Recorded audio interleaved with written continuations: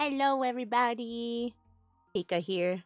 Today we're going to be going through the Durin Story character quest. So, yippee! We have 5 calendar days to do this. Ugh. Suffering. But we're going to go through this and hopefully everything works out. Experience the story. But yeah. Am I ready for it? We'll see. We shall see.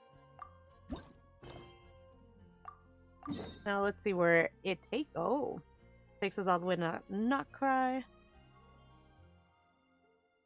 And then I'll probably switch my character to the Traveler, so then that way we could have more of an experience. I feel like this path would take us over there.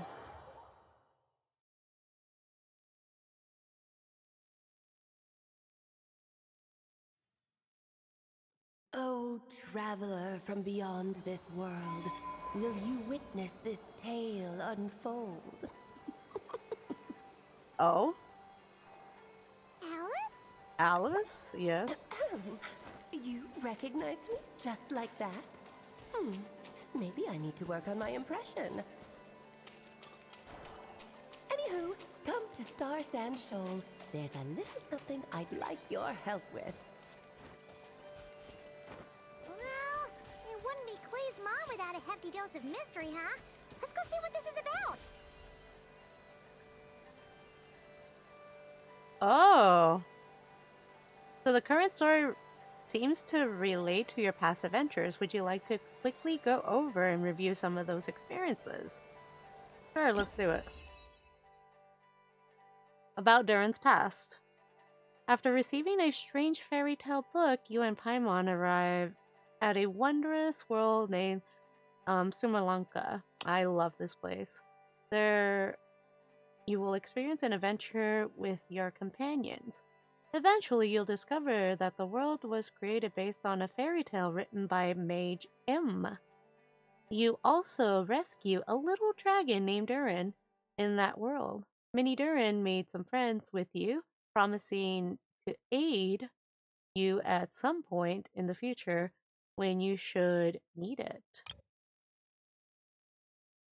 Hi Jeannie, welcome in.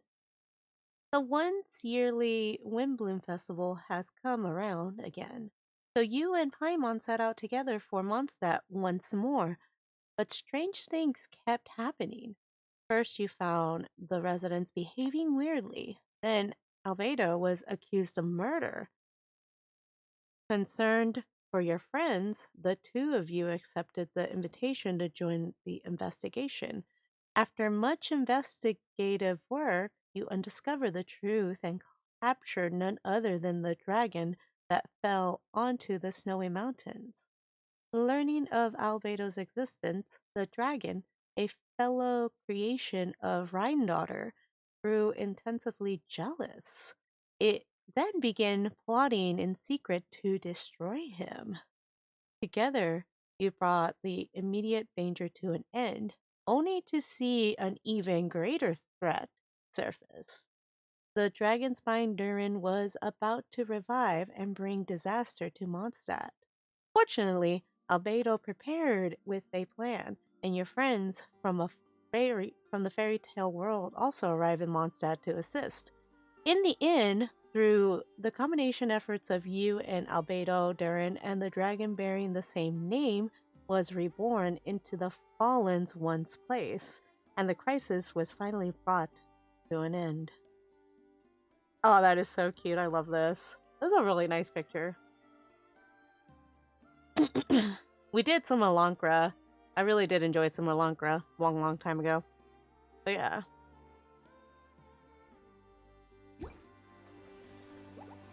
Alright, so what we're gonna do is we're gonna change our character really quickly. We're gonna go as a traveler. Just what will we come across this time? Hope you're doing well, Jeannie. Welcome in. Sorry, I had to read all that.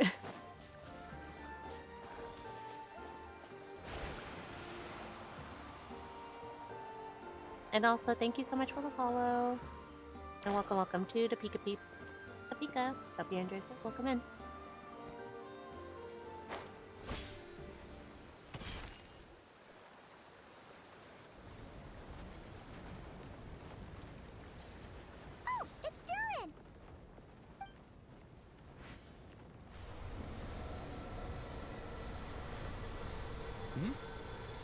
Oh, Durin, your eyes Traveler changed. in Paimon? I'm sorry. I hope I didn't scare you.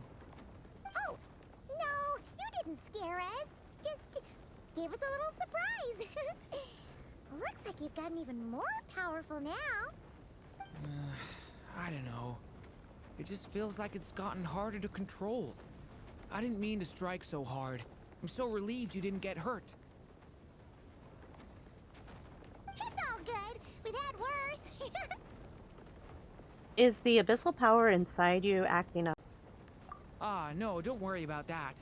It's been very stable ever since I got this body. Albedo made sure of that. What you That's saw good. just now is something that only started happening recently. Maybe I'm still acclimating or something. I'm sure it'll clear up over time. Anyway, what brings you here? Did you need something?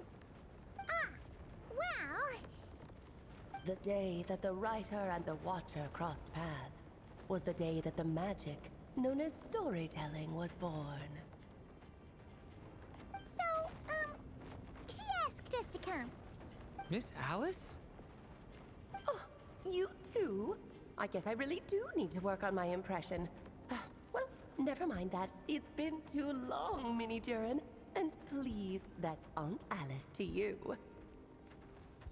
I have brought you and the Traveler together here for a very important purpose. It has to do with your mom. My mom? You mean M? Indeed, fairy tale author extraordinaire, Anya Marie Andersdottir. See, I knew this would be right up your alley. Now then, if you'll open the book, I will begin narrating. All right, I guess we're gonna open the book then.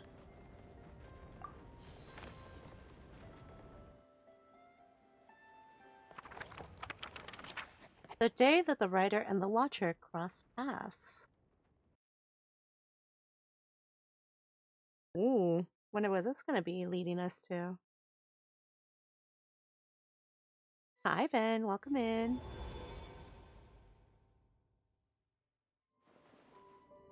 Whoa! What is this place? It reminds Paimon of Simulanka. Yep. The two are indeed similar. Both worlds were built using the same magic after all. Hmm. Alice. So it is Alice! Hello, Aunt Alice? Oh, no need to be shy. Just think of me as one of your mother's dearest friends. Hmm. You keep talking about stories and magic. What's this all about? Simulanka 2.0 or something? Certainly not. Simulanka was a peerless masterpiece. Without the original author, it would be impossible to create a sequel, even for me. But you are right about one thing. Just like last time, I want to show you a work of magic that has to do with storytelling. What's this? Oh, it's the book that we just saw. This is your mother's dying wish. My mother's dying wish was a book? Let me answer that with a question. What do you suppose would be a writer's greatest regret? Have you ever read a book called The Little Witch and the Undying Fire? Actually, I think I kind of did. If I remember. Oh, that's because it was the work of more than one person. Oh. It began as a little game at our tea parties. Each of us took turns writing the next part of the story. I wrote the first volume, then the other mages took their turns. M was tasked with writing the final volume and tying everything up. But by the time everyone had finished writing their parts, M had passed away. Oh, it was a terrible shame. A true tragedy. And that is the answer to my question. A writer's greatest regret is to leave a story unfinished. That is true. That makes sense. But all is not lost. I couldn't stand the doom and gloom of it all, so I went ahead and wrote an ending myself on her behalf. Oh. Then what's this book? This is the answer your mother gave to the same question. In her eyes, this was her greatest regret.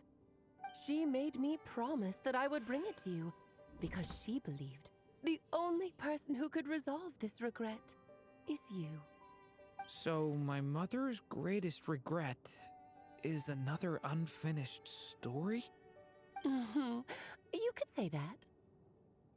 And I guess resolving the regret means finishing the story? That's one way to put it. Oh, is a straight answer too much to ask for? Her answer was quite the opposite of what I'd expected. But oh, how touching it was. I'd love to tell you what she said, I really would. But that would spoil the plot, and we can't have that. Spoilers ruin everything. True. Oh. Let's see. Fine. We'll make do with the breadcrumbs. It's hardly the first time you strung us along like this. Just think of this task as giving a story a much-needed ending. All I ask is that you do your best. I understand. But I only just started learning human script, and I don't have any writing experience at all. Relax. Why else do you think your dear aunt went and found you two such wonderful helpers? With their experience, you'll have so many story ideas you won't know what to do with them. So don't be shy to ask lots of questions. Her look is like, oh, I see. You came to drag us out. So that's why we're here. Well, I'm happy to help. Yeah. If it's to help Durin fulfill his mother's dying wish, then we're in. Aunt Alice, could I ask, what kind of story was my mother hoping to write? I had a feeling this might come up, but that answer isn't mine to give. You'll have to find it yourself, here inside this book. Don't worry. We'll help you come up with loads of ideas. Right? Yeah. Let's find a nice spot where we can settle in and read through this thing. We could even get some snacks, too. Yum yum. Oh, the actual process might not be quite the walk in the park you're imagining, Paimon. Why's that? Because when Em created this book, she borrowed my magic. In other words, it's not a book you can just pick up and read. It's a magical book. Ooh. Its chapters are scattered through memories of the past. Gather them all, and the book will show you its secrets. So, where are we supposed to find these memories? Em left a trail of clues for each unfinished chapter. Follow the hints, and you'll find them. Oh, and when it comes to adding to the story yourselves, you'll need to use this. And this is... This, my dear little Paimon, is the ink Em left behind. Infused with a little of my own magic, of course. If you're planning on writing something inside the book, you'll need it. How very magical. It's extremely precious, so be sure to use it sparingly. This is all that's left. So we need to search for the memories and keep an eye on how much ink we're using. Oh, it just had to be a wild goose chase, didn't it? Perhaps it's just another form of storytelling. Em was ever so creative when it came to things like that. Just think of it as a little challenge your mom left behind. Who knows? There could even be a mysterious prize at the end of it all. I don't care about that. This was my mother's dying wish. Whatever it takes, I'll find a way. And we're here to help. Yep. With the two of us by your side, you'll be just fine. Okie dokie. That should be pretty much all you need to know. Oh, and once the story's complete, do let me have a little look-see, okay? I've read everything she ever wrote, so naturally, I can't miss this one. How will we find you? Yeah. Most of the time, you're pretty hard to pin down. True. Don't worry, I'll know when you're finished. Just wait for me to reach out. Okay. All right, off you go. I can't wait to hear how the story ends. Yippee! And that we left was the day that the magic known as storytelling was born.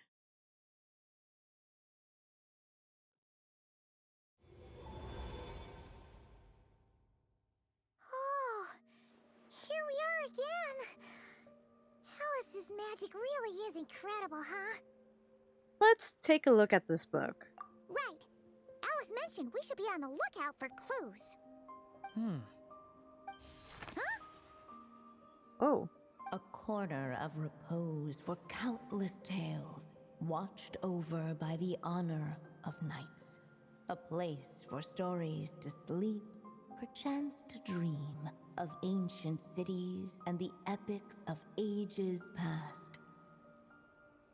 There, a witch once spent a sleepless night, and all to bring forth a story yet untold. Find the place I speak of, for it is where the seeds of this story lie. Was that a riddle? Where do you think this mysterious place could be? obviously, it's the Mondstadt Library. Hey, you might actually be onto something. Guess that means we need to head back to Mondstadt? Mm-hmm. I had a feeling that's where we would be headed. After all, it's where my mother was from, and I bet it's where she wrote this story, too. Yeah, that makes sense. Still, I feel bad about dragging the two of you along on such a long journey. It's okay. Don't worry about it. We don't really have much going on right now, so we're all yours. Come on, let's go! True. The magic known as storytelling has started. It's gonna be very interesting. Now we're gonna go back to Mondstadt. Hi, Pato. Welcome in.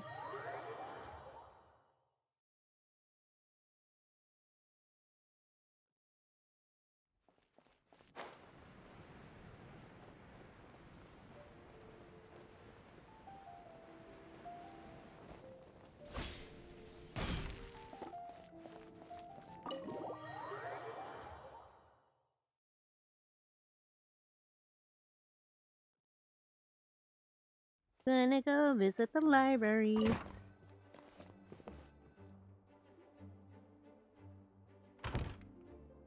in the Mondstadt Library, huh? Talk about a trip down memory lane. I think we've been here for before. It feels like we were already here just yesterday. Kinda. So, we're supposed to find the seeds of the story, right? What do you think that means? Well, we're in a library, so it's gotta be books, right? But seriously, there's so many here. How are we supposed to know which ones we need? True. Making a racket in a library? You should know better than that. Oh, Lisa. Lisa! Oh, sorry about that. Now, who do we have here? Ah, my golden-haired cutie. And my little horn cutie, too. Sorry, Miss Lisa. I know you taught me to be quiet in the library, but Paimon was just trying to help. Please don't be too hard on her. Well, it has been far too long since we saw each other, so I suppose I can let it slide just this once. So Lisa's been monitoring you? When did that happen? Back when he first arrived here, poor Jean wasn't sure what to do with him, so I stepped in to lend a hand. I figured if I can handle a boy raised by wolves, then teaching one who's part dragon should be a walk in the park. True. Nice! Sounds like Durin was welcomed with open arms. Why, of course.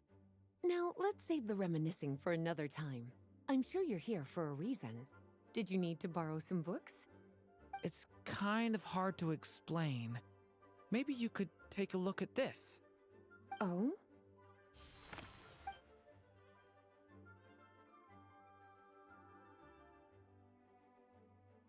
Ah, I see. These so-called seeds of the story must be the books that inspired its creation. That's just how it is with stories. They grow out of the tales that came before them. And that mage, I can almost picture her here, hundreds of years ago, scribbling away at one of these very desks. But we don't know anything about this story. How are we supposed to figure out which books inspired it?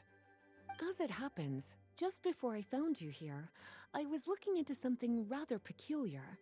One of the knights reported seeing some books that weren't listed anywhere in our catalog.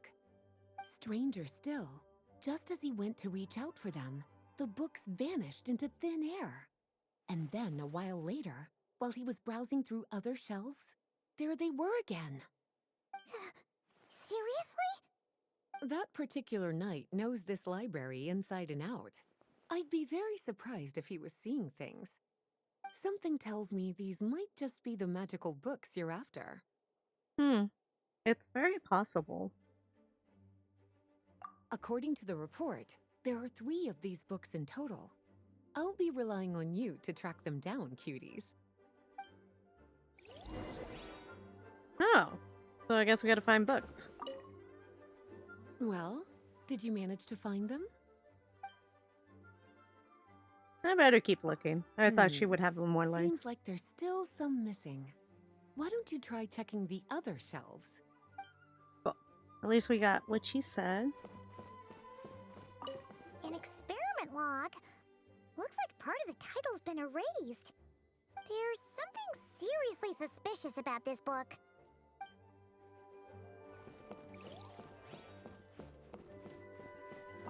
Oh, wait! Did Klee write this one? Should this even be here? We better show it to Lisa.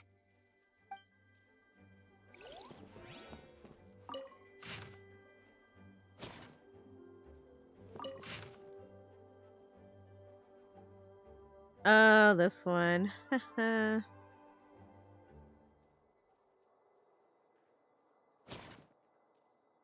let's see. Can we find more things around here?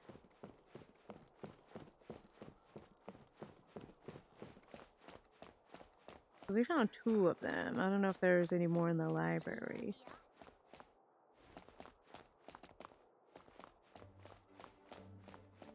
I think that's it for now.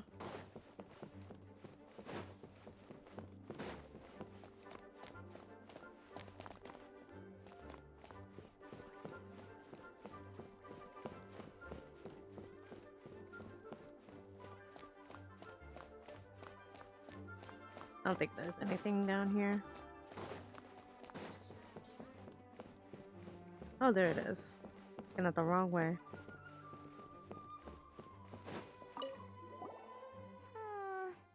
Let's hang on to this one for now. Could be one of the ones we're looking for. It's one of M's, after all.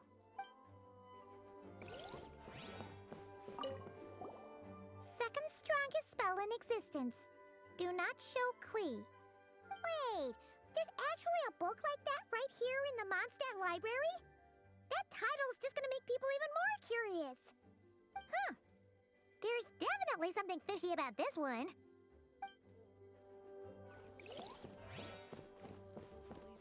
Hi, Tick. I'm in. Looks like a poetry Hold on. collection. But why is part of the title missing? Let's see what Lisa makes of it. I'm in a pain right now. I'm in pain. Let's just say, my buttocks is, feeling pain. Well, did you manage to find them? Yeah, I think I did something. And yeah, I think I pulled it. I pulled it pretty badly. I'm like leaning on one cheek at the moment.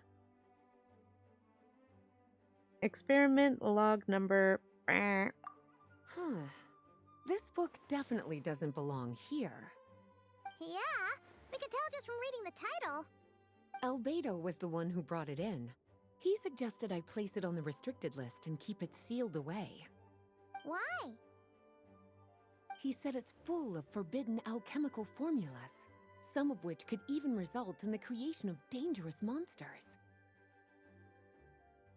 Apparently, The danger it posed was so great, he didn't even feel like it was safe to carry around or keep it in his workshop. Really? Definitely sounds like it shouldn't be here then. Still, if that mage read this book too, it must have been written a lot earlier than I'd imagined. Well, did you manage to find them? Second strongest spell in existence. Yeah, I don't think that's gonna help the Pato. Truly extraordinary, and certainly not the kind of thing that should be just lying around. In fact, Miss Alice gave strict instructions about it. So, it's some kind of book of spells? Paimon's guessing magic this powerful should be kept a secret. It's true. This book does contain one of Miss Alice's spells. But honestly, virtually no one could actually pull it off, even if they tried. The only reason it's even meant to be in the restricted section is because we can't let Klee get her hands on it. After Klee was born, Oh. Miss Alice advised us to seal it away. She even added that little subtitle herself. So, it's to keep it away from Klee, huh? Does that mean she could use it to cause even more mayhem than she already does with Jumpy Dumpty? No, that's not it. As Miss Alice herself put it, Huh. letting Klee see it too early would spoil the surprise. Oh. Well, did you manage to find them? Let's see. Verses? Yes, this is a restricted book, all right. It certainly isn't supposed to be here. Huh. But it looks like a regular poetry collection. How did it end up being classified as a restricted book? The issue lies with one of the poems inside. You've heard of the great battle that took place on Dragonspine, yes? 500 years ago, during the cataclysm in Conria, an evil dragon descended upon Mondstadt. A fierce battle with Dvalin ensued, but in the end, the evil dragon fell, and Dragonspine became its resting place. We're talking about Durin. The Durin of Dragonspine. Well, the poem in question turns the whole battle into a dance, with the evil dragon recast as an innocent child who came here in search of friends. But given all the suffering experienced at the claws of that dragon, how could the people of Mondstadt accept such a retelling? Bards are often accused of inventing history or distorting the truth in their ballads. But Oh, sorry, y'all.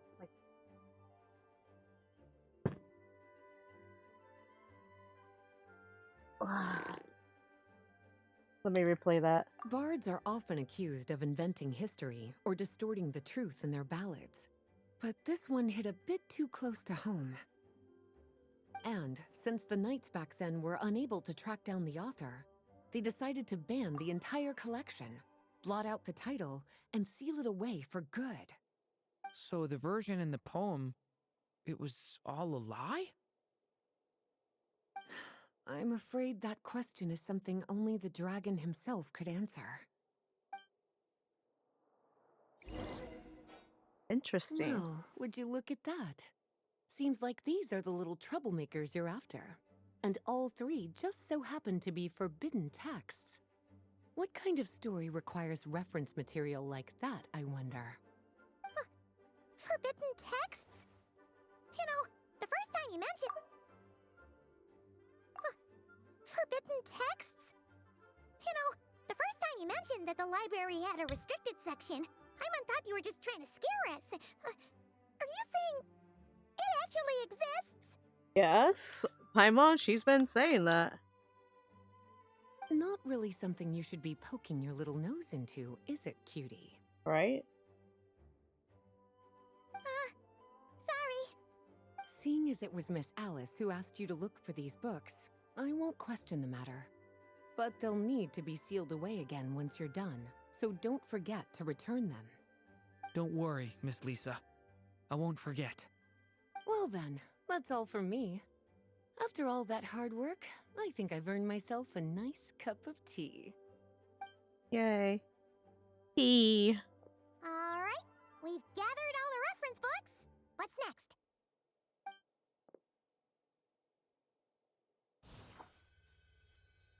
Wait, look!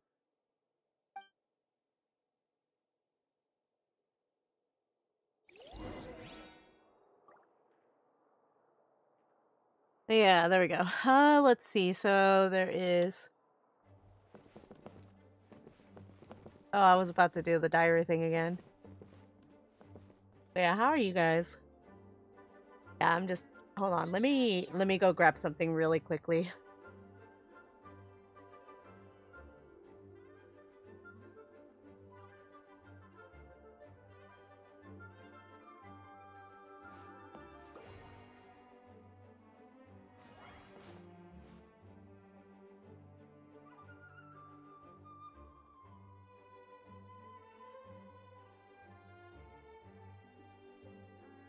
Gusha Biat?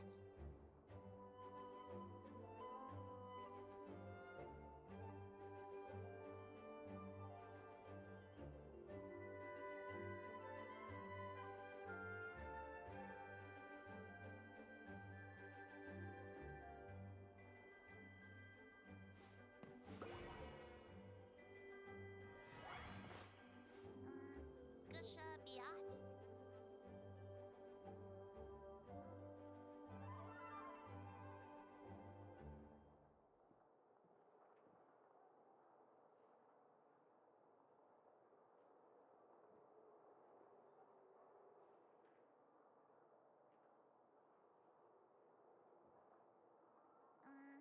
Gusha Biat?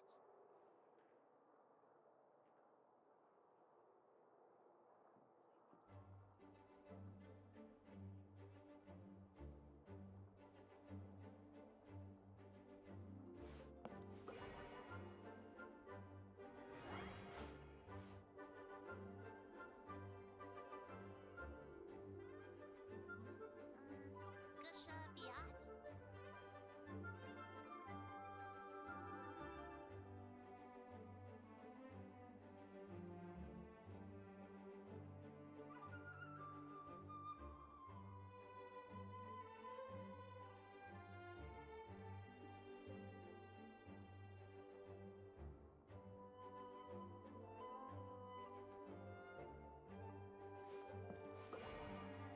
Gusha Biat?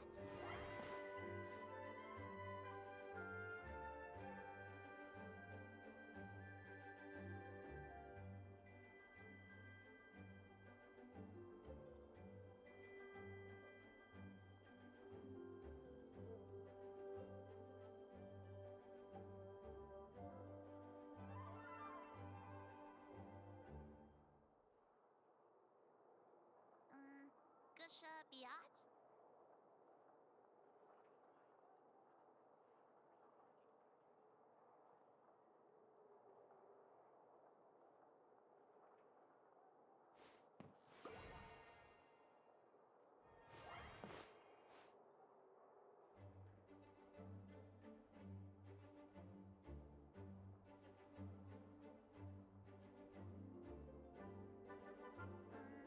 Gusha Biat?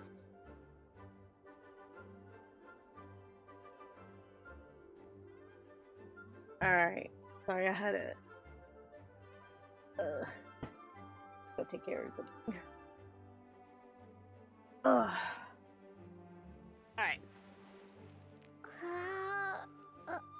Are you ready? Alright. Gusha Biat? Find a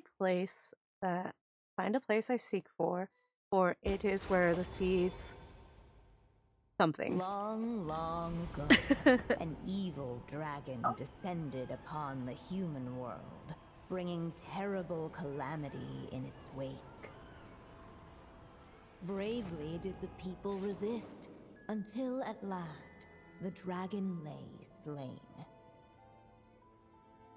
Later, a witch with a love for stories came upon the tale of the evil dragon, and for reasons she could not explain, felt a pang of sorrow on its behalf.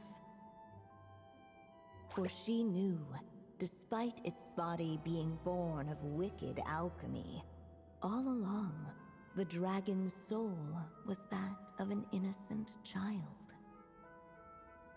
Right up to the moment of its death, it had no choice in becoming a vessel of calamity, nor could it fathom the cruel fate that lay before it. Though the witch had a love of stories, she was not pleased with how this one ended. No, that won't do, she thought. I'll write you a better ending instead. And so she set off to do just that, borrowing a little magic from her friend. With it, she wove a dragon's egg, resolving to rear a dragon child of her own. Yet long in thought she lingered, wondering what kind of world her little dragon ought to behold upon waking.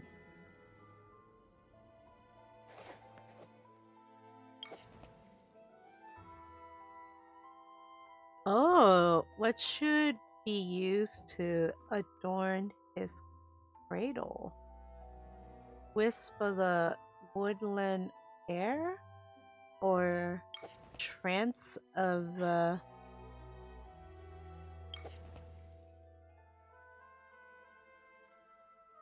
Hella... How do you say this word? Something splendor? Hold on. I'm having a hard time pronouncing things. Pronounce. What's this mean? Palatial. Palatial? What does this mean? Palatial describes something magnificent, steadily, and grand, like a palace, meaning it's very large, ornate, luxurious, and suitable for royal or extremely wealthy people. Interesting. You know what? That sounds good. At last, she made her mind up, adorning the cradle with a trace of palatial splendor. Then, she quietly waited for the egg to hatch.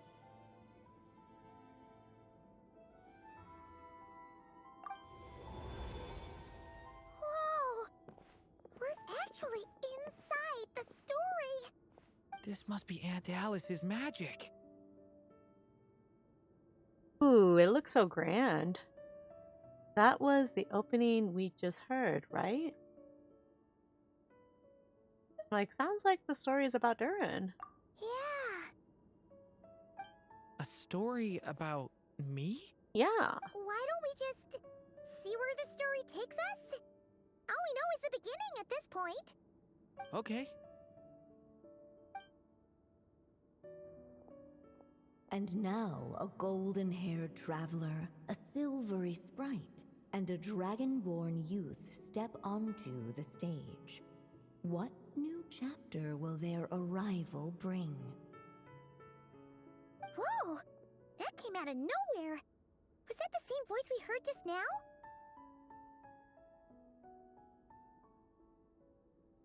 Sounds like the stories even has its own narrator.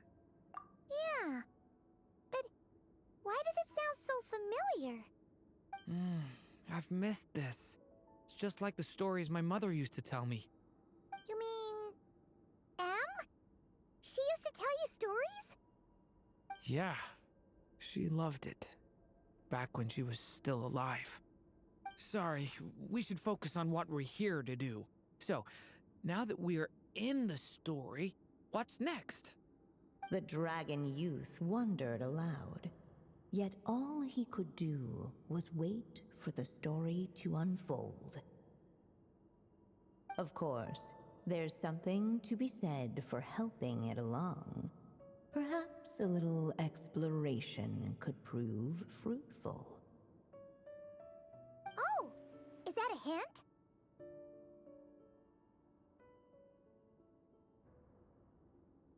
Possibly. Let's follow her suggestion for now. Yeah, I agree. Well, let's see what happens. We got little Dorian. Got his weapon. Got his artifacts. Of course, they were gonna give him noblesse. Constellation 3, of course, and they triple crowned him. For a moment, the story crashers fell silent.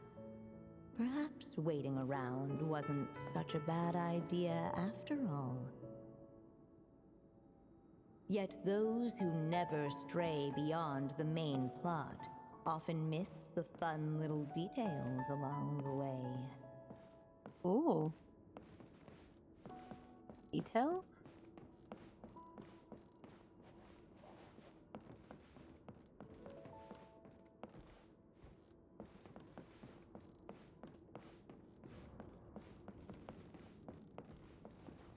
Ooh.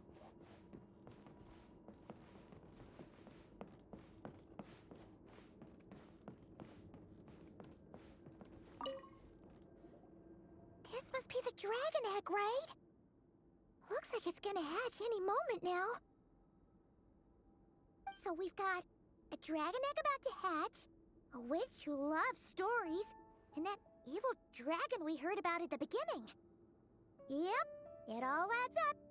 This is my story, isn't it?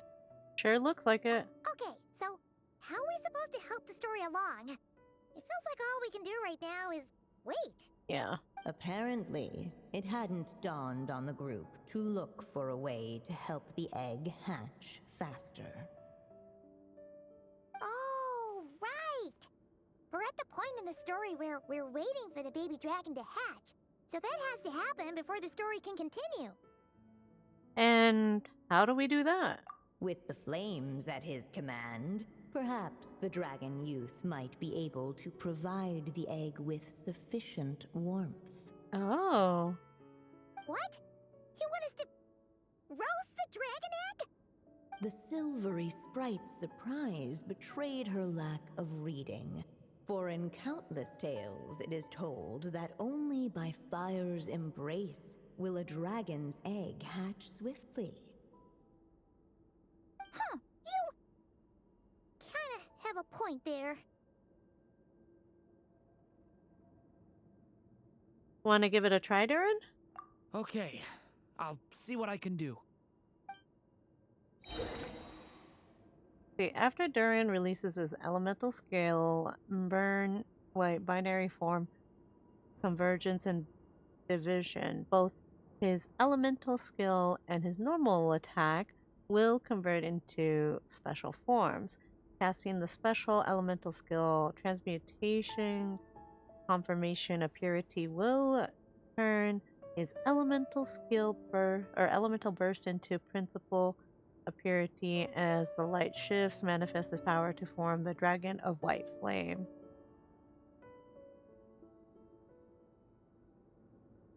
Oh, I see.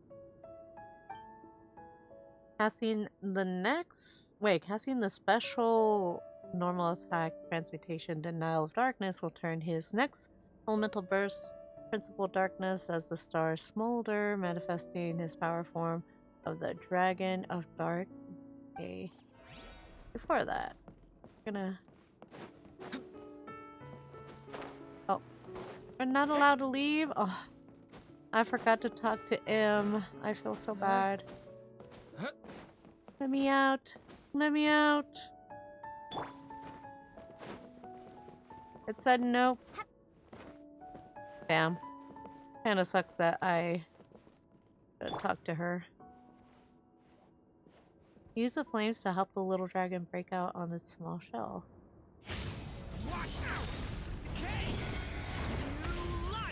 Let every unborn life be welcomed with tender anticipation, and may that warmth stay with it for a lifetime. Oh. At last, under the witch's expectant gaze, the little dragon broke free from its shell. No living being has ever decided the moment of its birth. You were no exception, my child. I brought you into being because I willed it so. just like the witch who created that evil dragon. But I promise you this. Your birth was wanted.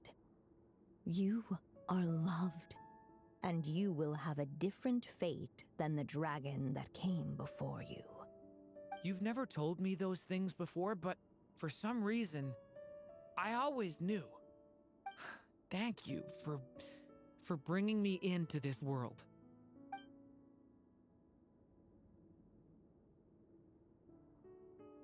The waiting witch did not feel lonely, for she had 3 visitors by her side. Together, they beheld the hatchling's first breath of life. Holding her dragon child close, the witch promised him a life unlike that of the evil dragon. And so, nestled in his mother's warm embrace, did the little dragon's story begin.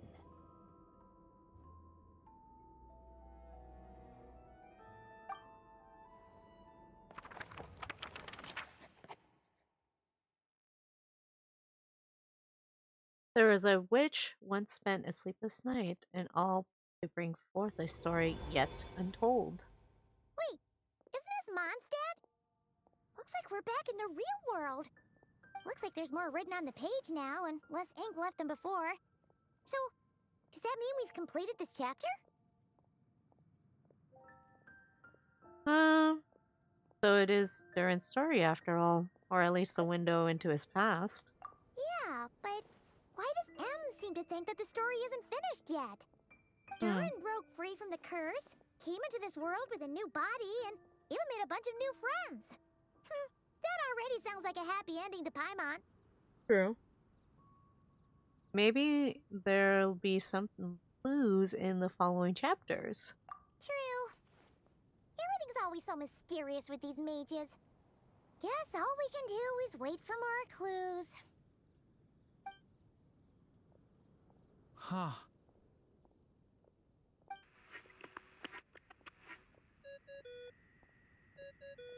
Is this thing on? All right, that should do it. Hey, that's Alice's voice.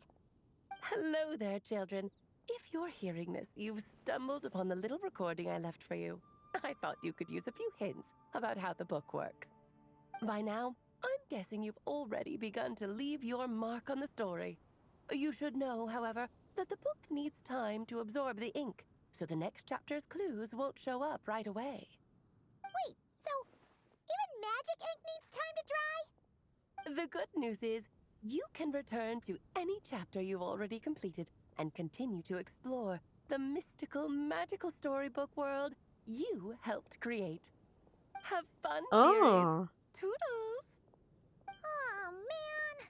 interesting. Paimon was so ready to knock this out in one go. Right, same. Maybe it's for the best. Sooner or later, we'll end up being whisked off to another world again, and if that happens, who knows when we'll be able to come back. So it might be good to take a break while we can. No, we don't want no breaks. We don't need breaks. Huh. Guess now is as good time as any. Yeah. Paimon has a sudden craving for the good hunter's sticky honey roast. And we happen to be in Mondstadt, so... So let's meet up here later. I need to find Miss Lisa to return those books anyway. Huh.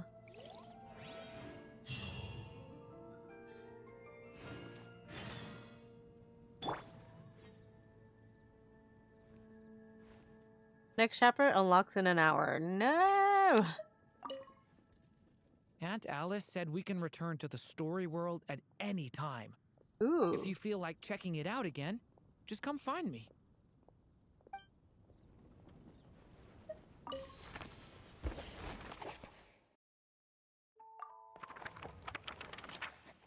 Okay, so there was a witch who spent a sleepless night, and all to bring forth a story yet untold. Okay. There we go. Huh. Paimon doesn't remember seeing this many manuscripts last time we were here.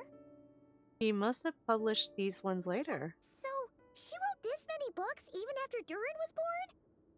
Let's see. Weird. Is it just that Paimon hasn't read enough, or were none of these ever actually published? Wonder which story these are for. That beats me. Maybe it's one that we haven't read yet. Well, looks like a lot of work went into it, so it must be a pretty great one.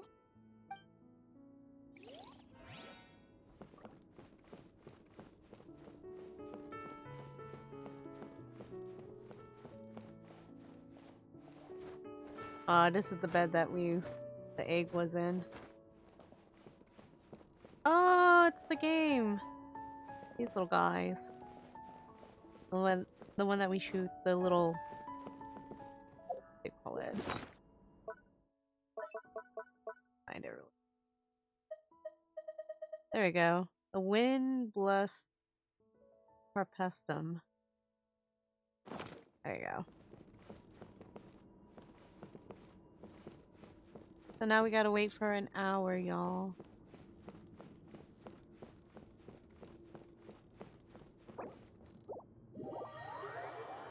This kind of sucks that we have to wait a day by day kind of thing.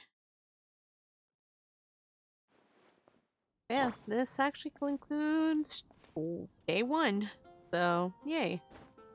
So we're gonna continue on day 2 in about an hour, so stay tuned.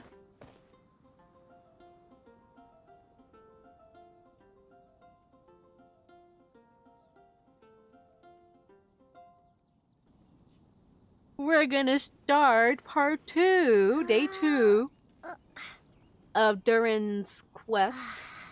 So we're about to jump in on Durin. We're gonna continue. Hey, Durin! Any more clues for us? We're all set for the next chapter. Yes, let's do this. Yeah, I was just about to come find you. Let's see what it says. Oh, wonder what it says. Now sprout to life the story's seeds, stirred by wind-born melodies. Then on that breeze the music leaves, fading into distant memories. Seek the place where wind and tale entwine, and once there, make 3 riddles into verse, and 3 melodies into song. For Oh. in poetry and song will this story start to blossom. Come on! Another riddle? All that talk about wind and melodies? What do you think the answer could be? Wind, melodies, Mondstadt. Are you thinking what I'm thinking? Oh! Care to elaborate? Wind, music, poetry. Tone-deaf bards gotta know the answer. Yep. You mean Venti. Lord Barbados? You know too? Albedo introduced us when I first arrived in Mondstadt. I mean, someone like me was bound to catch his eye sooner or later. It's better that it's out in the open anyway. Now, how should we track him down? Oh, well, he's already here. I'm pretty sure he's already caught wind of what's going on here. Why don't we just see where the wind takes us? Right. He definitely makes it easy to forget he's a real god sometimes. True. That is so true. Find Venti. Find the wind.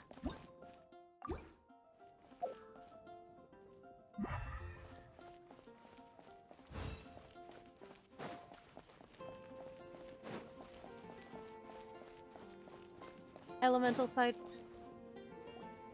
Traveler, Paimon! What a sight for sore eyes! Ah, and the little dragon from the fairy tale world. I heard your voices calling out to me on the wind. Something about needing help with a riddle? Sorry to disturb you, Lord Barbados. Disturb me? Not at all! To tell you the truth, I'm just as curious about this riddle as you are. Let me take a look.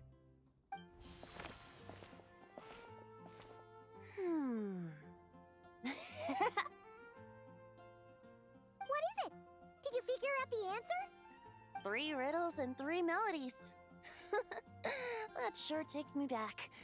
The answer you seek lies hidden in memory. Looks like running to Tone Deaf Bard was the right call after all.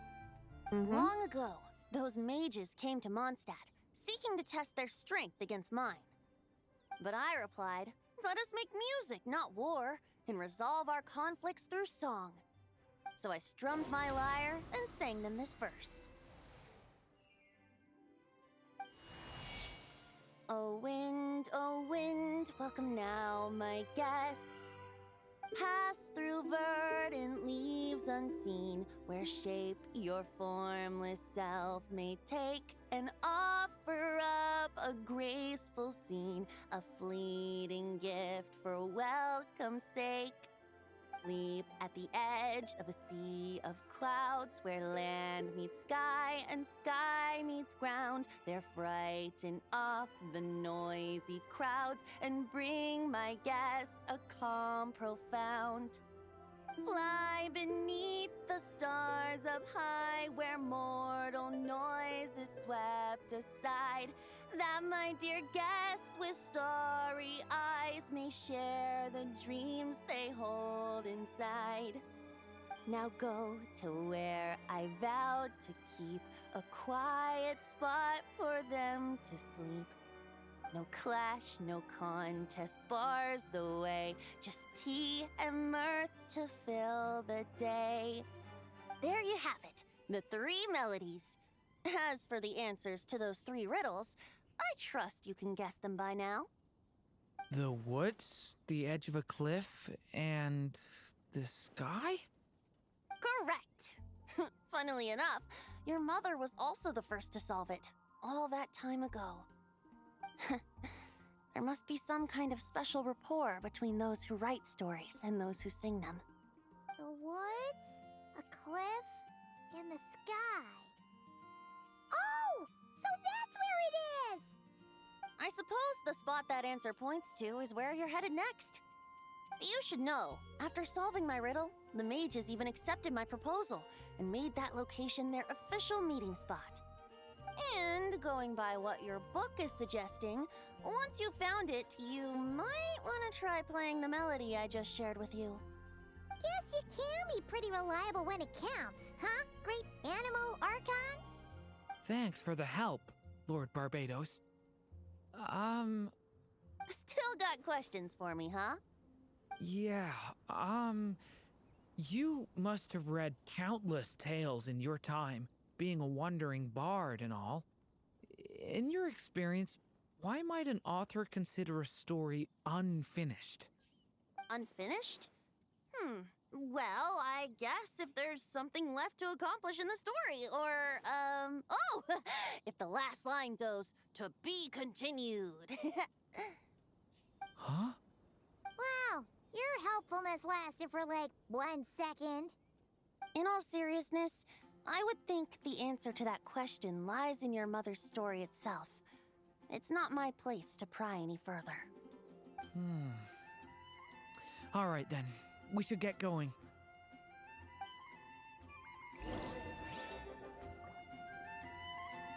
That was really nice.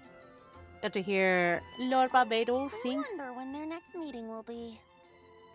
and I think I know where it is. Right where their tea party is. That's my guess. Yes, it is.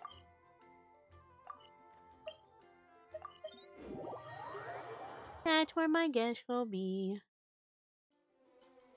Okay, we're here! Now, we just need to play the 3 melodies, and we should be able to gather the memories for the next chapter, right? A musical performance? Huh. Out of all the things Miss Lisa has taught me, that's the one I'm worst at. Leave it to me. Oh, we're actually playing the lyre.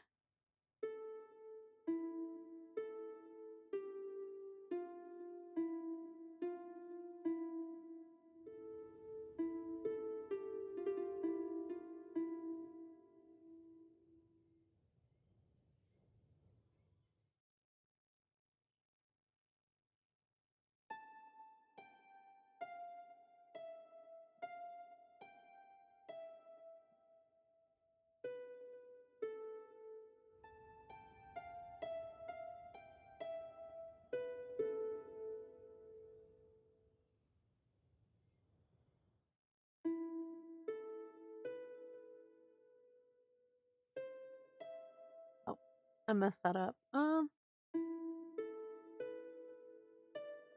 darn it. I keep pushing the wrong button.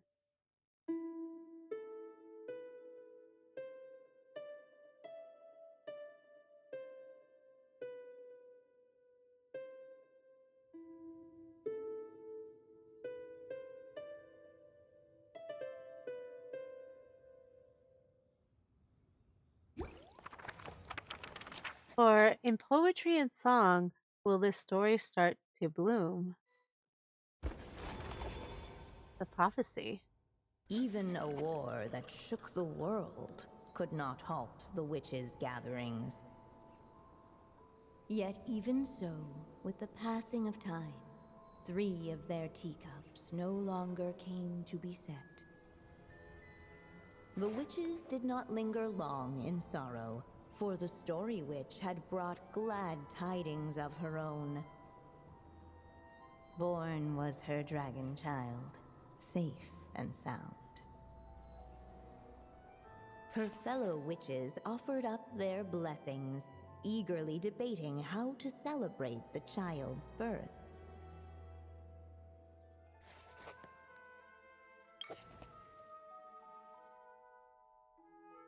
Ooh, what should be used to celebrate his birth? Sweet candy or vibrant balloons? Well, we love sweet candy though. In the end, they settled on the sweetest candy they could find.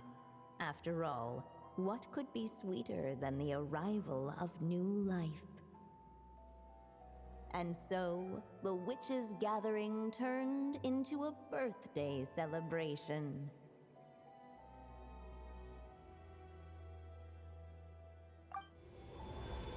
Ooh. So, we're back in the story world, huh? As if from nowhere, new guests appeared at the witches' table. Perhaps they too had come to celebrate the dragon child's birthday. Oh, yes. Yet while everyone else was busy thinking about what kind of gift to offer, these 3 seemed to have come empty-handed. I'm sorry. Hardly the recipe for a warm welcome to a birthday party, now is it? A gift? Hey, what's this all about? We only just found out this was a party. While the guests voiced their complaints and grievances, perhaps they should have been wondering what kind of gift to give instead. So, we need to bring a gift to advance the story? Where are we supposed to get something like that? True. Perhaps it would be a good idea to have a look around. Okay. Why didn't you just say so? Look around.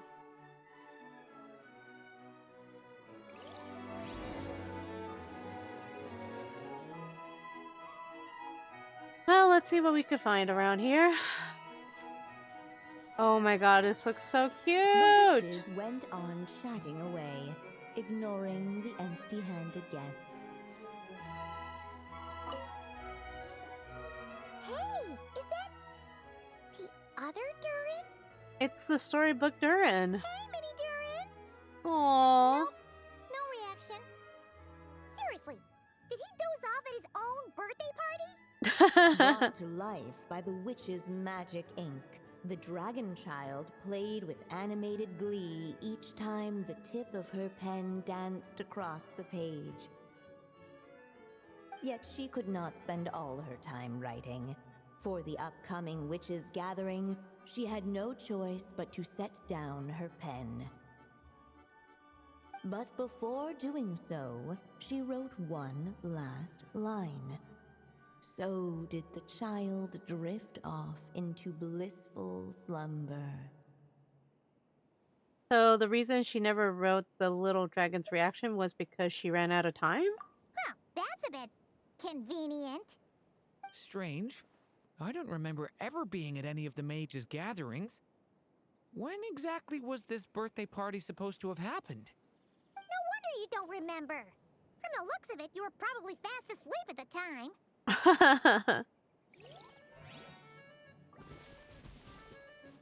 Oh, look at the mages! Oh my god. There's M, there's Nicole, there's, wait, no, that's M, right? No, that's M. This is Barbie. This is, Alice. The witches went on chatting away, ignoring the empty-handed guests. Okay, we already know this.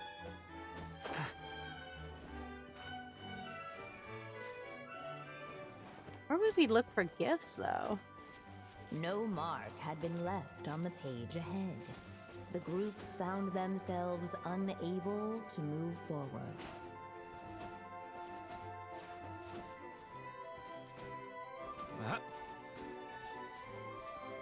So how are we supposed to move forward?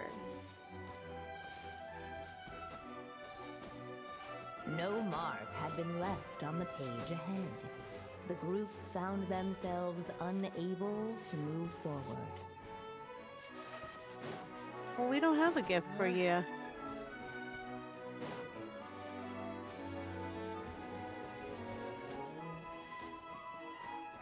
I don't know what I'm supposed to do. Hey, could we use these as gifts, maybe? At last, the Oh. guests found something to give the dragon child. Guess that's a yes then. Which one should we go for? Still, the guests wondered, what kind of gift might the little dragon really want? Should they put a warrior's sword in his hand and send him out on an unstoppable quest to save the world? Or perhaps a wandering hero's slingshot and the promise of a life of endless, uncharted adventure?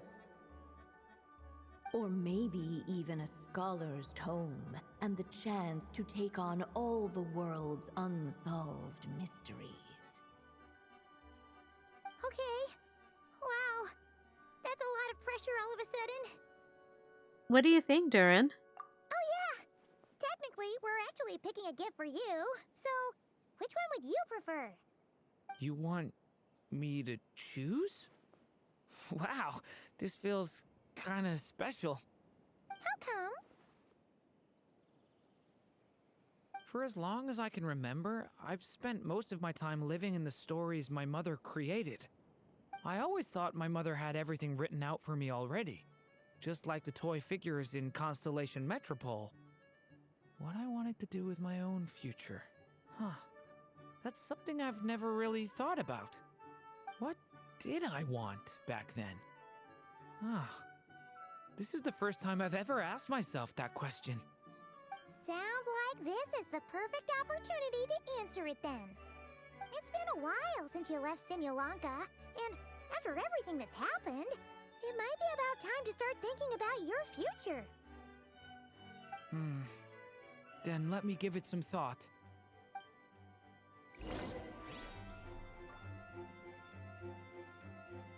Ooh, are we gonna choose stuff? Let's see. Observe the warrior's sword. A toy sword perfect for the little warrior in the making. Well, let's keep looking.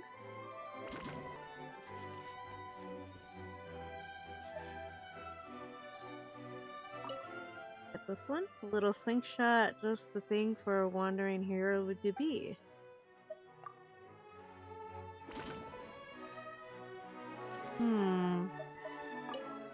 A little slingshot. Okay, we already seen that. Serve the scholar's tome. Ideal gift for a buddy scholar. I mean, I feel like he would be The more of a guests sword hesitated, person. and not without good reason.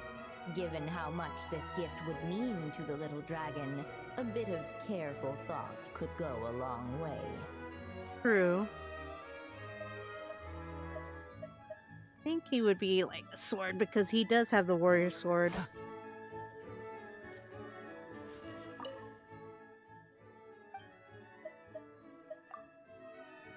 The guests hesitated, and not without good reason. Given how much this gift would mean to the little dragon, a bit of careful thought could go a long way.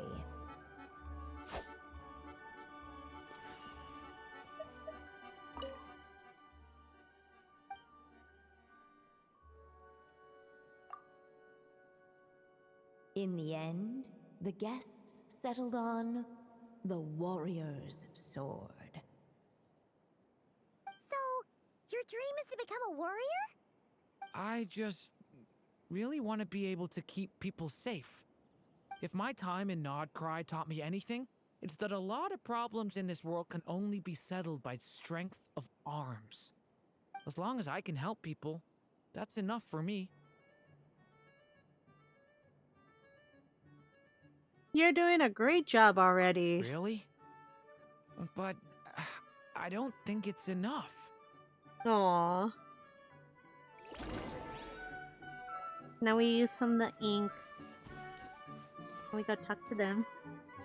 Alright. They should let us in now that we've got a gift, right? Hello there. Brought a gift this time? The newly arrived guest presented his gift, wishing the little dragon a future as an indomitable warrior. Accepting the guest's blessing, the Story Witch invited him and his friends to take their place around the table. Finally, she could introduce them all to her dragon child, telling all in attendance about the moment of his hatching, and of course, the name he'd been given. It was then that the Seer Witch, diviner of the stars, withdrew her gaze from the heavens and turned a sorrowful glance upon the little dragon. You gave him the same name as that evil dragon? That's right. But the life I intend for him shall be very different. What folly to love so blindly. For as you must know, a name is the mirror of destiny itself. He who bears an evil dragon's name must also inherit the fate of its previous owner. His fate has been foretold. Then I'll rewrite it. The witches at the table fell silent, for they knew the Seer Witch's words had never once proven wrong. Yet, just as clearly, they recognized the Story Witch's resolve, for there is scarce a force in this world more fearsome than a mother's love. At last, the Merry Witch stepped forward, dispelling the uneasy silence. So be it. Then we'll all lend a hand. Together, we shall rewrite this child's fate. You mean to defy one of the fundamental rules of this world? I refuse to be shackled by such rules. Besides, this is a witches' gathering, is it not? What could be more fitting a subject for this occasion than to defy them? Oh? Sounds like an interesting experiment. I suppose, were we to succeed in this endeavor, we might bring a touch of wonder to this otherwise dreary sky of stars. The Merry Witch finally talked them all round, just like she had done many times before. Warm and strong as the sun she was, so much so, in fact, that those who her light shined down upon had no choice but to bask in it. And so the witches readied their gifts, 3 marvels of the cosmos. For this child, I shall decipher the ravings of the heavens and lay bare before him the trickery of fate. For this child, I shall leave a formula powerful enough to unravel the very origins of this world, that he may seek another solution for the conundrum of his life. For this child, I shall call upon wondrous magic to make possible his impossible wish. All the Story Witch had was the pen in her hand, yet with the love that flowed from it, she resolved to bring forth a marvel of her own. For this child, I shall leave behind the last story I will ever write, and with it, a path to an ending yet untold. With the witch's blessings given and received, the little dragon's fate at last began to turn. In the midst of the dragon child's birthday celebration, the seer witch proclaimed her prophecy. The child had been given the evil dragon's name, and with it, the burden of its fate. But hearing this, the story witch vowed to rewrite it all, for such was her love and resolve. And so the other witches offered their gifts in turn, marvels as rare as any in the cosmos. Together, they sought to test one of the fundamental laws of this world, in part to support a mother's love, and in part to sate their own curiosity. Oh, and I almost forgot. Our new guests came bearing blessings of their own. Who knows? Perhaps this extra bit of courage might be all the little dragon needs to change his fate.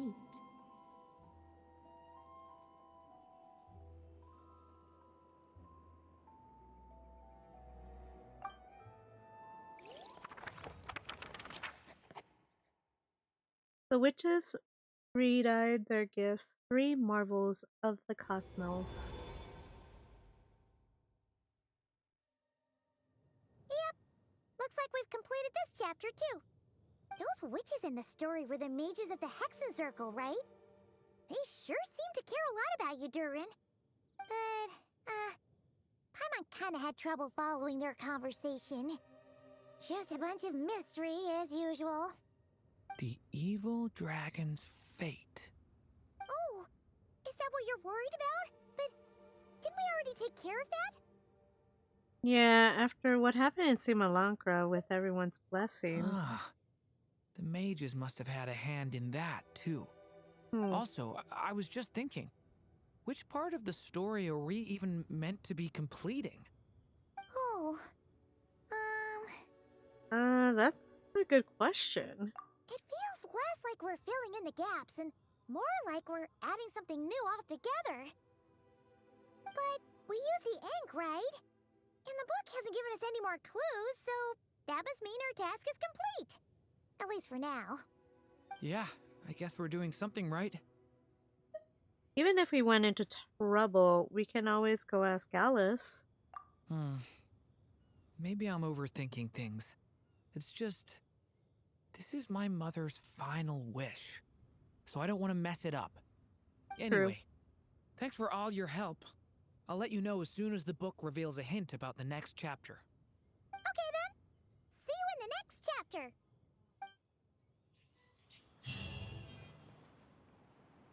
And that is it for the chapter. Wow, that was actually really short.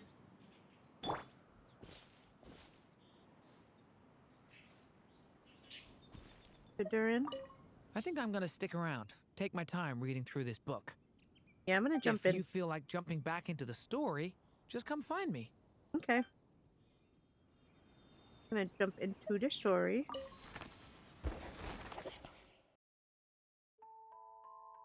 Step back into the story.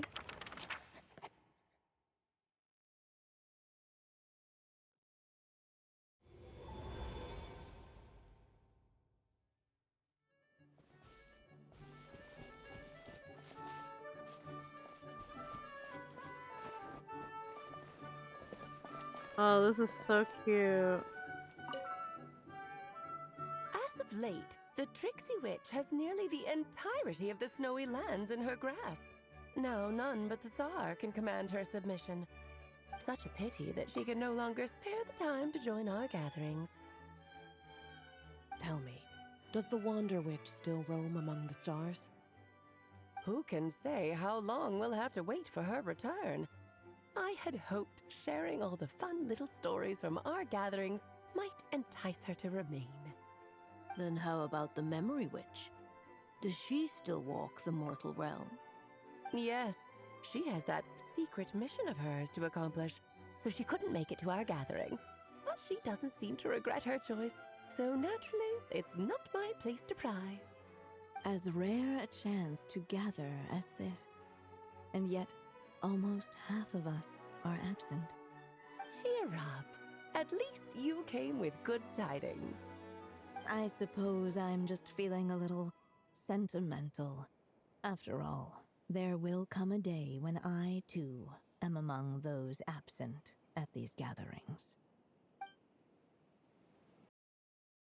Right. So I guess that's pretty interesting.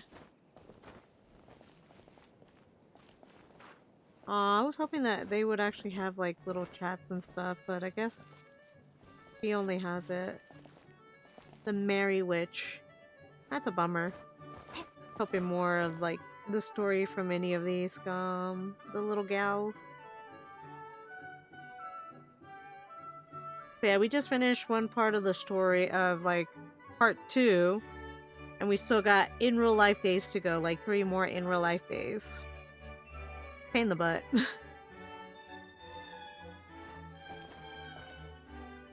Alright, so we visited her. Now I guess we gotta next chapter in 21 hours. Ugh. Gotta wait for 21 hours. I just hate waiting. I just want to get through this quickly. Yeah, let's go back.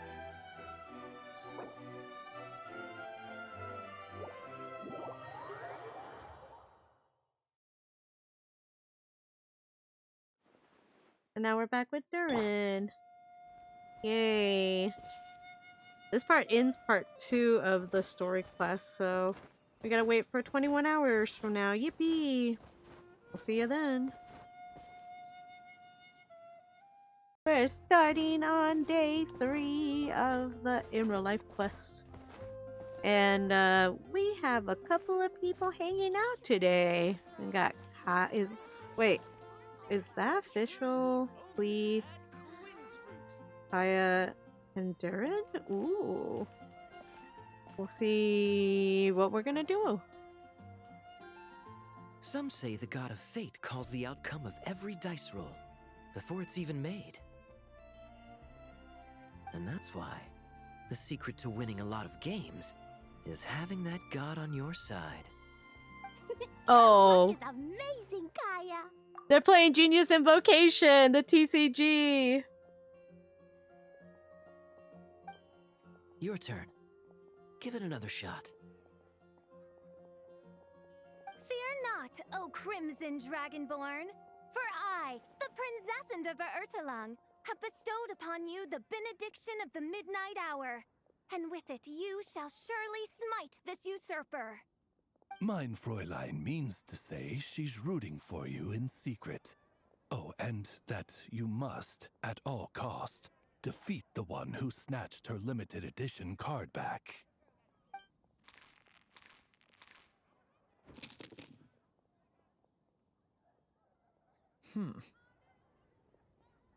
I'm not too sure if that counts as good luck or bad.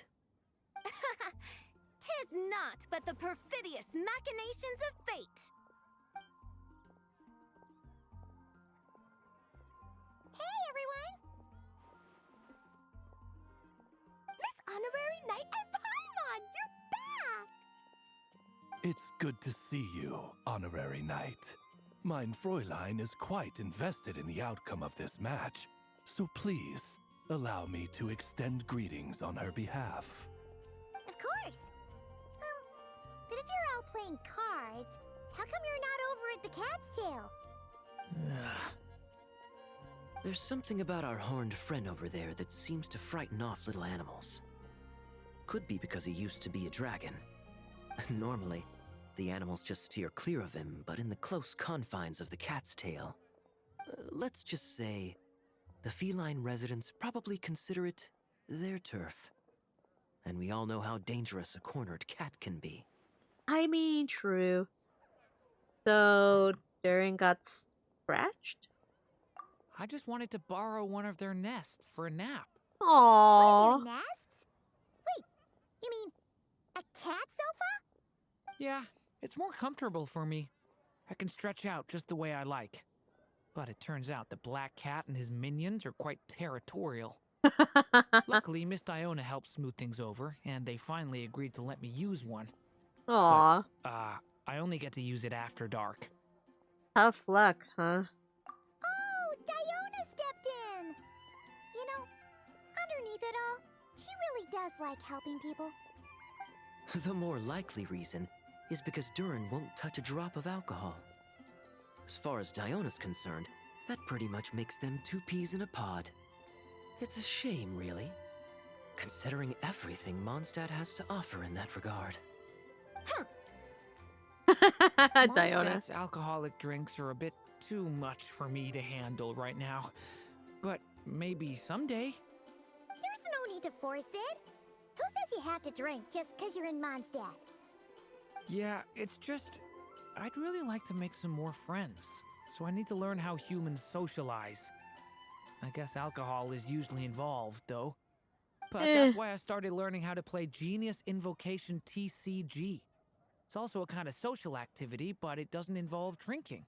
And I've been lucky enough to receive the guidance of the Prinzessin de Verurteilung herself. Exactly! Who needs alcohol when you can make friends playing card games? Speaking of which, need any tips from the master over here? You'll wipe the floor with that opponent of yours. Paimon guarantees it. You know what I was hoping for? Sino to come here and actually play with him. Wewith the luck he's having, not even that legendary card master from Sumeru could turn things around at this point. We're talking about him. What the heck? Oh, Sino, this is what happens. We're like, yeah, we could be done. And then Kaya thinks about him. Yeah, that last roll wasn't great. But who knows? Maybe you'll have better luck next time? He keeps getting the exact same roll over and over. This is the third time already. Seriously? That seems like a very unlikely coincidence. If there really is a god of fate, they could have cut this kid a bit of slack. Like, I don't know, make it possible for him to roll at least one other side of the dice? I think I've lost. Must even a dragonborn, sanctified by the power of benediction, succumb to fate's insidious snares? Don't be sad, Durin. You'll definitely win the next round. You can even borrow Dodoko if you want. Mom says she brings good luck. Aww. Thanks, Klee, but there's something more important I need to take care of now. Oh, okay. So, the book's given us another hint, right? Yep, and I think I've guessed where we're headed this time. Come on, follow me. Aww. Damn. That's so sad that he just gets crumbled in the same roll of the dice. Not every day you're back in Mondstadt, huh? Care to grab a drink if you're free? I mean, I could. Oh. I'm trying to get to Klee. Miss Honorary Knight and Durin, are you heading off on a big adventure? But Master Jean said I can't leave the city today. Aww. Promise me you'll tell me all about it when you get back, okay? Aww. I will, Klee. So be it. Such are fate's accursed wiles. Oh, I don't get to hear Oz? Boo. I want to hear Oz.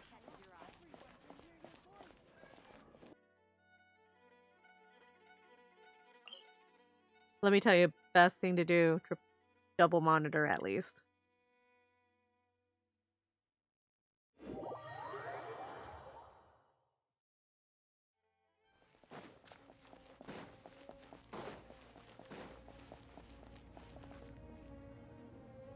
In what sort of castle might a storybook dragon dwell? The witch turned to a mighty dragon born upon the wind to seek her answer.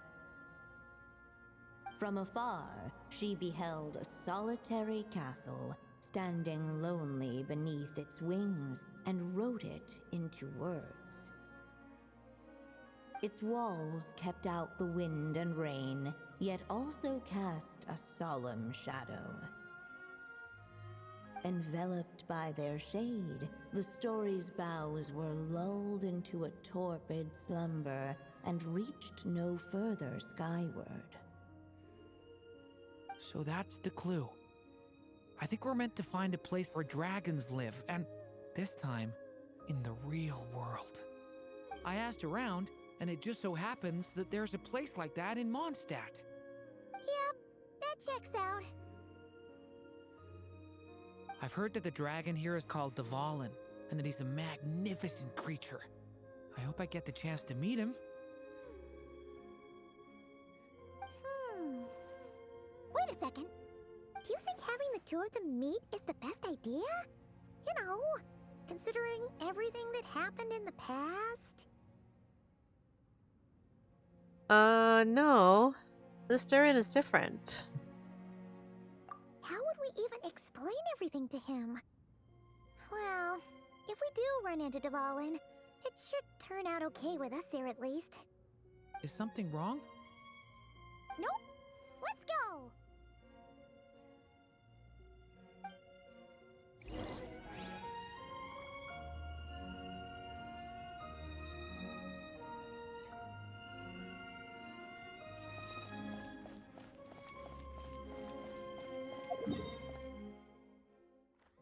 Man, I really miss the music here. It's really nice.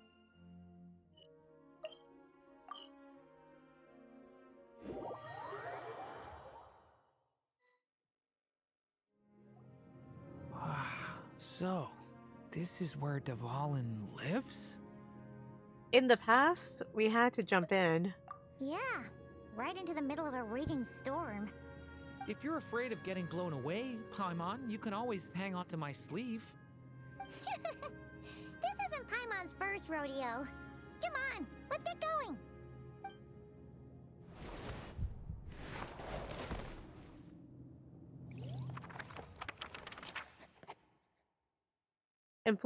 Enveloped by their shade, the story bots were lured in torpid slumbered and reached no further skyward. Possibility. The little dragon Ooh. grew with each passing day, and the story witch, who loved him dearly, built him a big, beautiful castle. Yet in the end, she herself succumbed to time's merciless march, setting forth on a journey to a place beyond even the stars. All of a sudden, the little dragon found himself alone. He tried leaving the castle to make some new friends. But already, he had grown the claws and scales of an evil dragon, just as the prophecy had foretold. Afraid he might hurt someone, the gentle little dragon hid within the castle his mother had built, and came forth no more.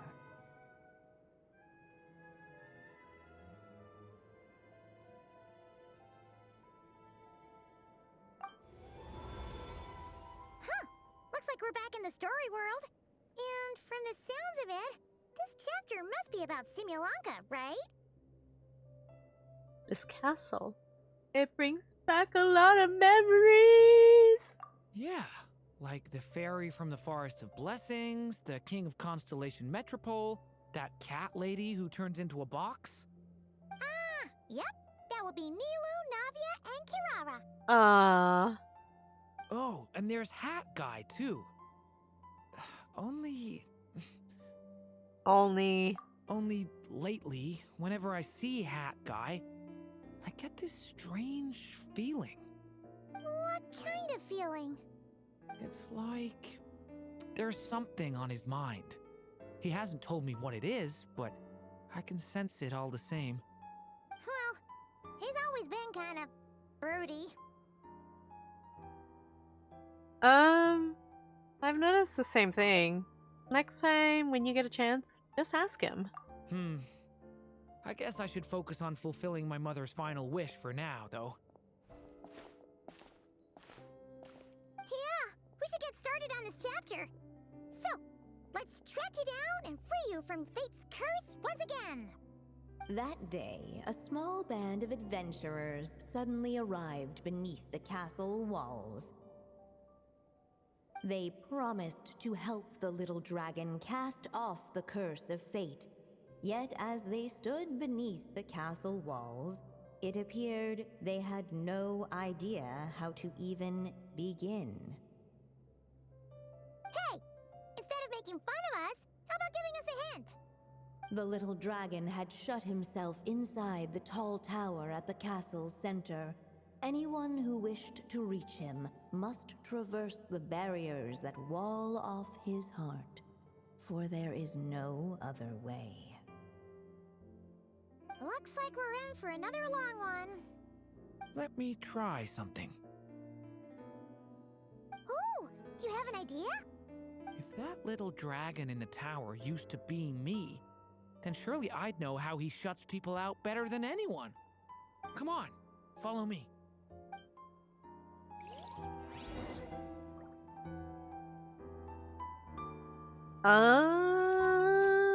Let's see what happens.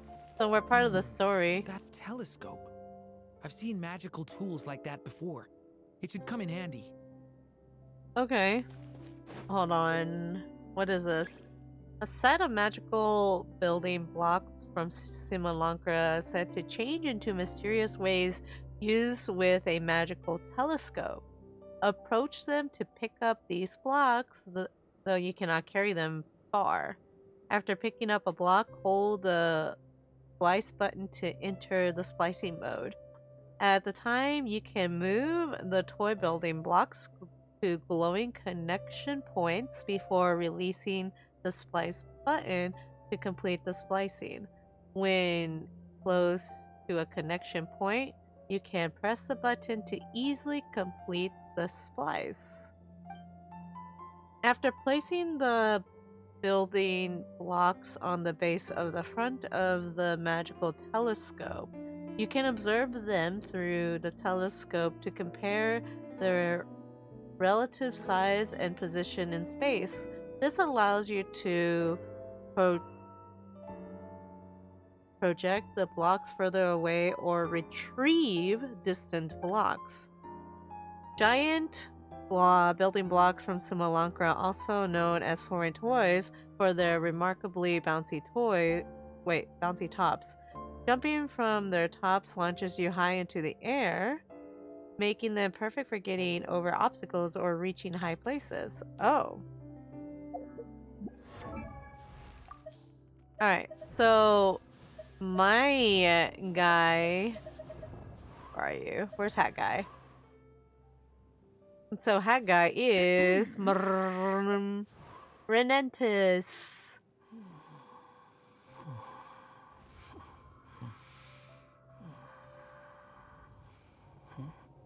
Because I was trying to figure out a name for him. A meaning for him. And basically it's a Latin word meaning born again or reborn. Relax. So that's why I named him that, because I was trying to find something like kind of fit into him, you know, reborn into something else. It says it carries a deep spiritual connections, especially in early Christianity, symbolizing spiritual rebirth through baptism, which is also used in ancient mystery. I can't say that word. But yeah. So basically it has like a Latin meaning for it. Relax. Mine's name is Dawn, as in the beginning of a new day or the new beginning. Nice. Love how we have the same idea. I like your name for him. Aw, thank you. Because I was trying to, like, it was hard to figure out, like, what to put him. And I was fighting some names, and I'm like, this one actually fit a lot better for him.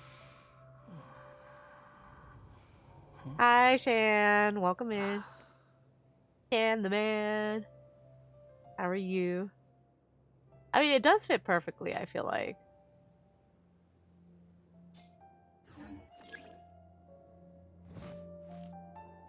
But how are you? Why are you LOLing?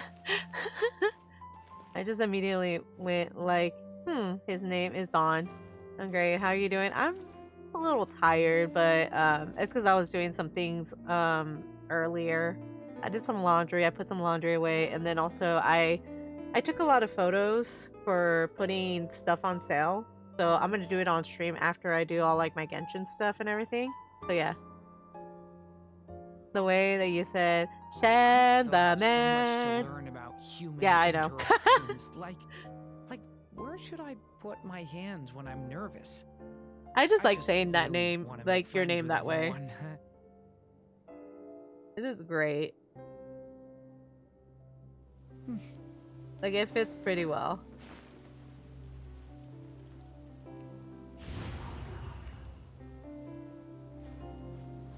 Thank you, I guess? No. Not I guess. Not I guess. But at least hopefully that gave you a little bit of humor for today. Alright. Oh, what did I do? Oh, it led me back there. Ooh.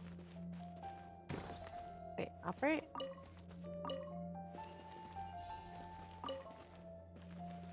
Wait, I don't even know what I'm supposed to do. Right there? The noise! Hold on.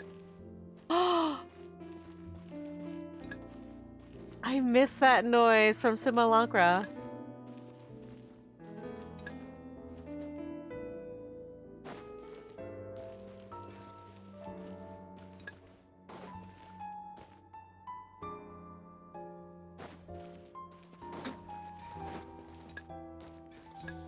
There we go. Oh. There we go. Woo! That block just got bigger! We can get past the obstacles ahead by using these blocks to jump upwards.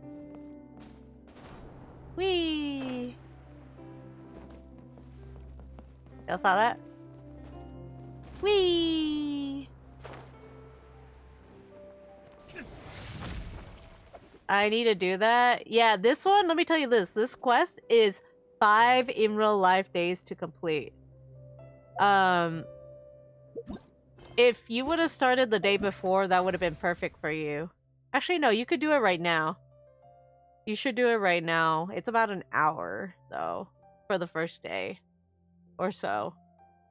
Yeah, 5 days. In real life days. The first one was an hour. The second one was about 25 minutes. This is my 3rd day right now. Like, if you start right now, you should be okay to get the rewards.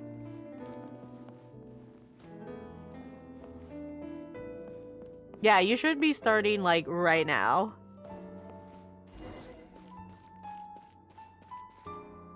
Girl.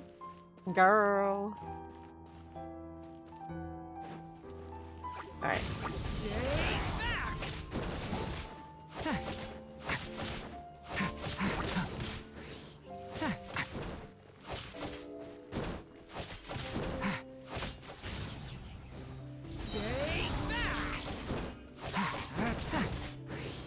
Yeah, that way you could get all the, like, the rewards.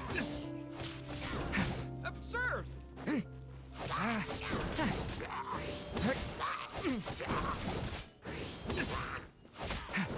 Oh god. Watch out! The story has only just begun!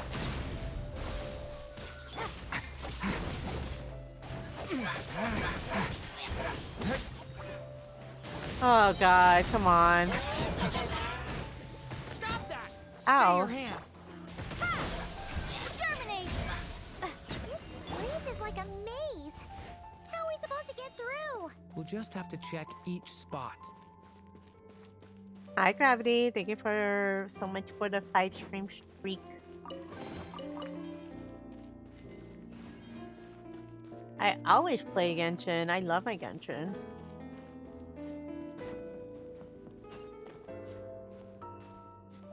I love the music here, though. It's so nice.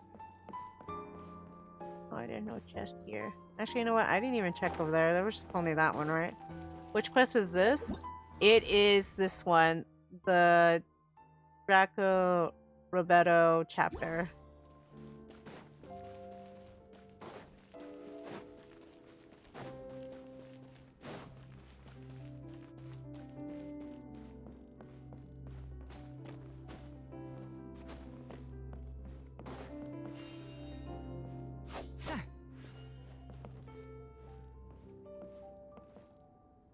Yeah, this music's really nice. I could use some cozy music after my ZZZ dailies. I'm not playing it today due to the weather again. Play? I mean, take a stroll. I won't go too far. Weather? We had like really crazy winds today. It was pretty bad. Oh no! One of the guys is down!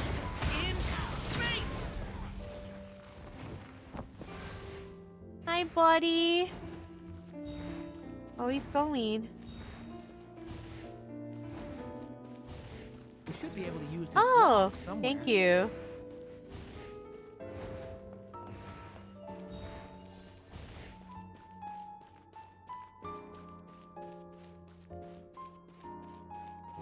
Looks like this telescope is missing some blocks. Oh, let's try the one we just picked up. It's been raining here. I can't be gaming while cold. Wait, you can't game while cold? Why? Ooh, hold on. Did you see that? Oh, I should have. I don't think it goes anywhere, right? Hold on. Let me check something. Yep, it doesn't go anywhere.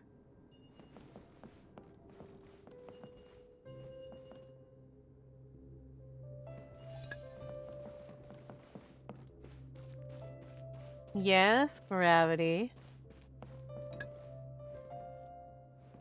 Oh, where'd you go? Hold on. Where'd you go? Come back. Gravity. Don't make me pull that video again.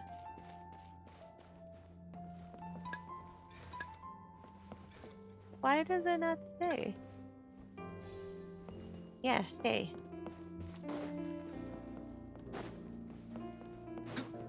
Look!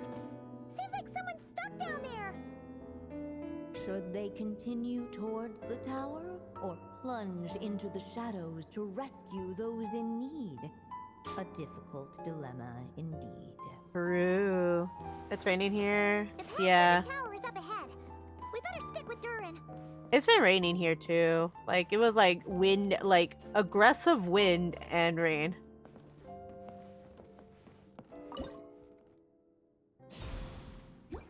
Still not enough. Guess we'll have to keep searching. No, we don't.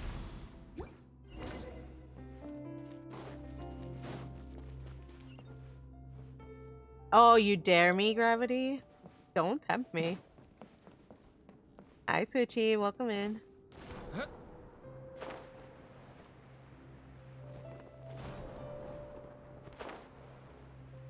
Wait, do we want to rescue them? Hold on. Hi, So buddies. dark here. There's a fire over there. Let's go check it out.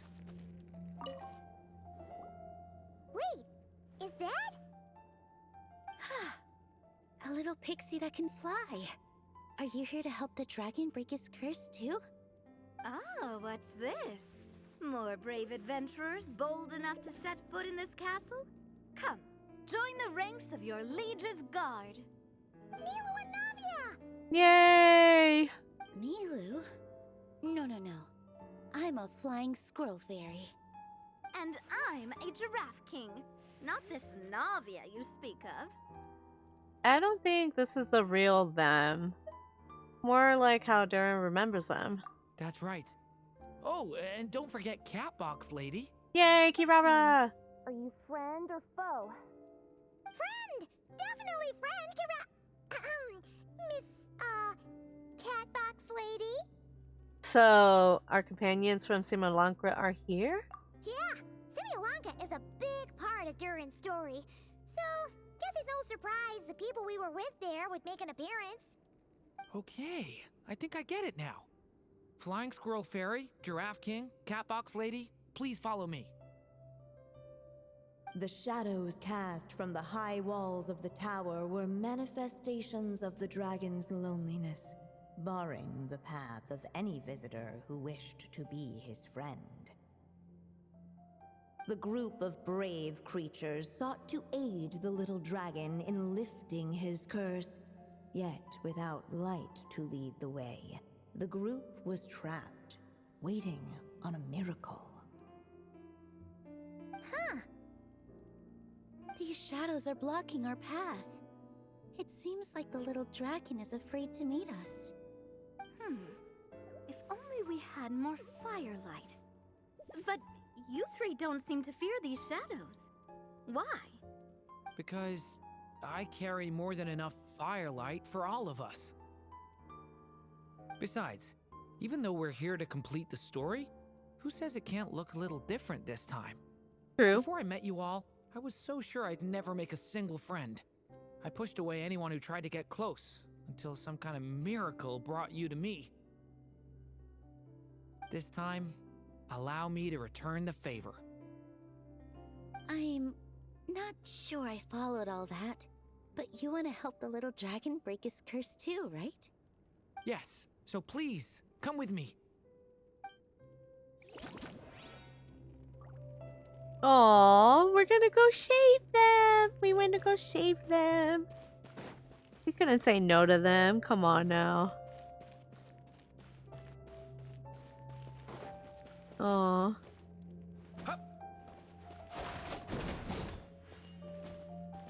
Yeah, he is such a bean.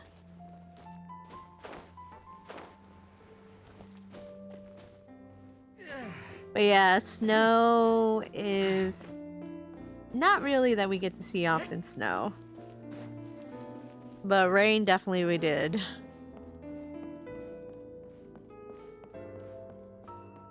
Very, very rare.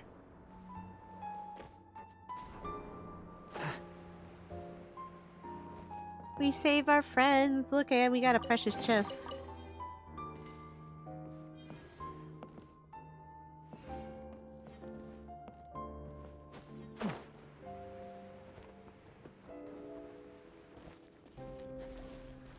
Ooh, what was that?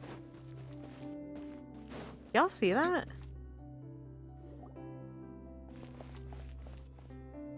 Come on, Durin. Or, little story dragon. Just calm down. Stay back! I don't want to hurt you. Loneliness and fear had built a cage around his heart, shutting out all who would look upon him. And thus, all the adventurers could see was his shadow. Don't worry. We can help you. Don't come any closer! And that was the last the little dragon spoke. How are we supposed to persuade him if he won't even talk to us? If you can still hear me, please listen to what I have to say. Your claws and scales aren't some kind of inescapable curse, you know?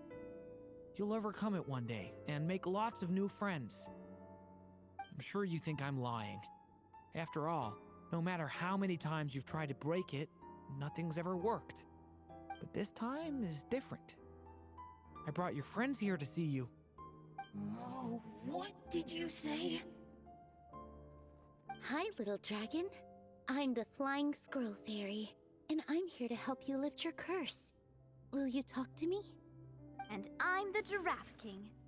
Don't be afraid, little one. We're not afraid of you. I'm just a cat in a box, but I'd very much like to be your friend too.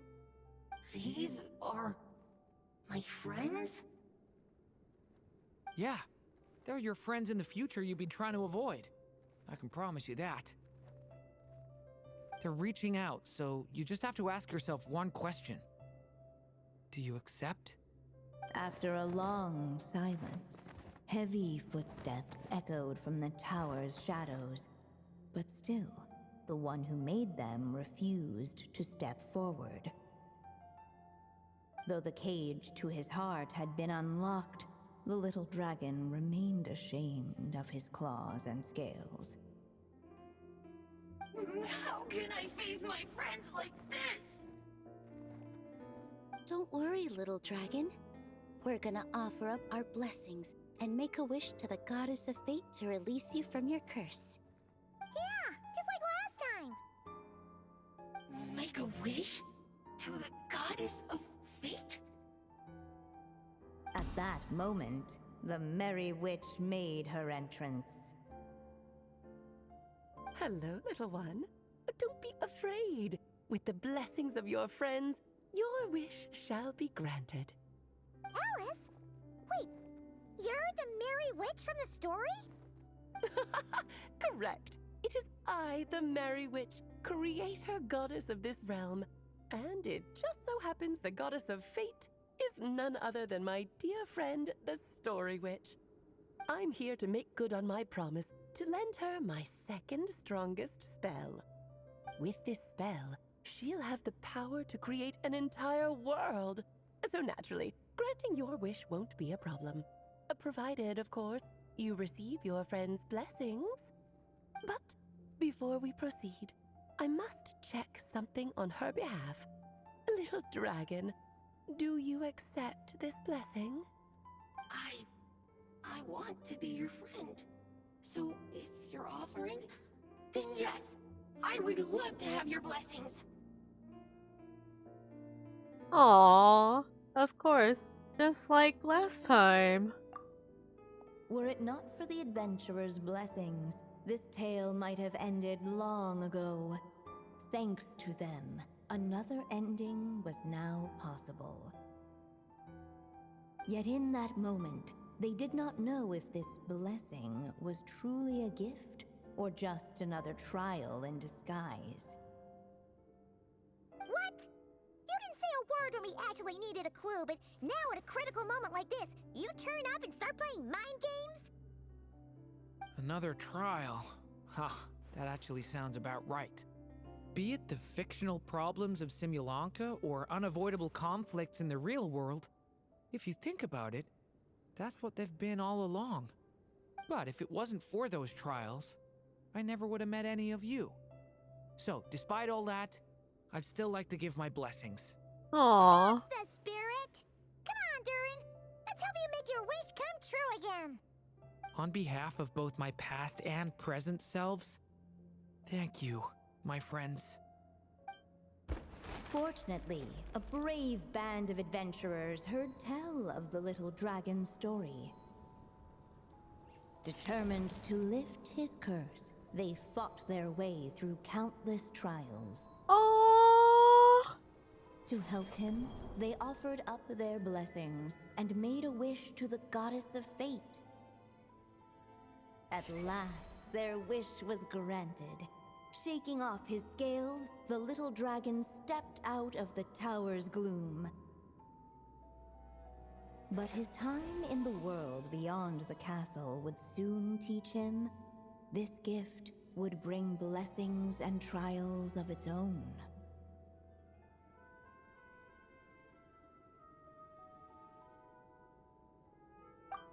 And as far as the little dragon was concerned, the tricks of fate had just begun.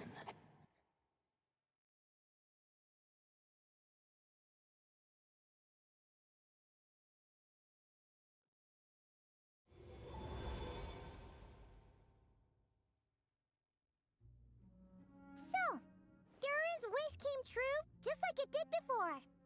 If this story was written by my mother, then surely that was the last chapter we just completed. Oh yeah! So, in other words, we finished it! Looks like that's a wrap on Alice's task.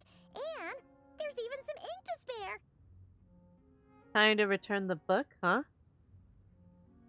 Yep. Are we going to return the book? I don't think so, because I feel like we still are missing 2 more days. So yeah. But for now, we got a time to return the book, huh? Hopefully, maybe? We'll see. Guess we'll have to wait for her to make contact, like she said. So, my mother's final story has finally come to a close. Sounds like you're a little sad to see it end. Back when I was still living in Simulanka, I was always under the illusion that my mother had never truly left. Every day I spent immersed in that world. It felt like she was right there by my side, still reading me bedtime stories. But now... Durin. Don't worry. We're all here for you. That's right. And you've got so many other friends waiting for you back in Mondstadt. Yeah. Speaking of which, after all that flying around, Paimon's starting to feel hungry again. So, why don't we head back to Mondstadt? Perfect excuse for a big meal with the rest of the gang. Of course. Now that you've fulfilled your mom's final wish, a little celebration seems in order, right? It's just a pity we never got to see that big, beautiful dragon. You were really looking forward to meeting him, huh? He might not be here all the time, but Paimon's sure you'll get a chance at some point. Alright, no worries. Anyway, since this feast is to celebrate me fulfilling my mother's final wish, I guess it should be my little treat. Pretty sure that's how humans do it, right? Yay! This one's on the Traveler and Paimon. What? Celebrating each other's achievements is what friends are for. Darn, I thought we were going to get a Honestly, free when lunch. it comes to who treats who, human rules are so complicated. See? He wants to be friends with you too. Oh! But the Oh! moment hasn't come. At least not yet. In any case, the story should have a better ending this time, don't you think? Oh, yeah! I'm so excited. This looks so sweet. The Devalium dragon. Oh my god. And he does have a voice, by the way.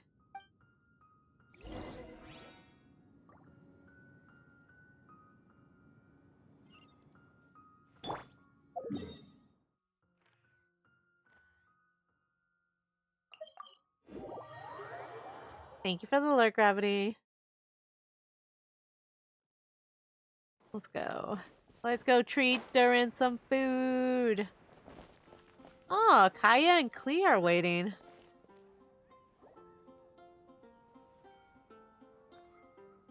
Whew.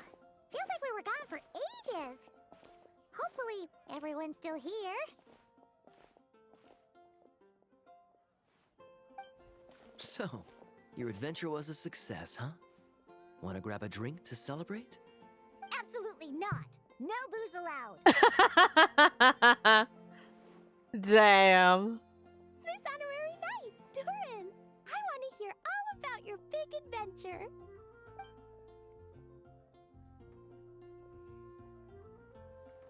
We're gonna order a big meal for everybody first. We'll talk while we eat. Yep.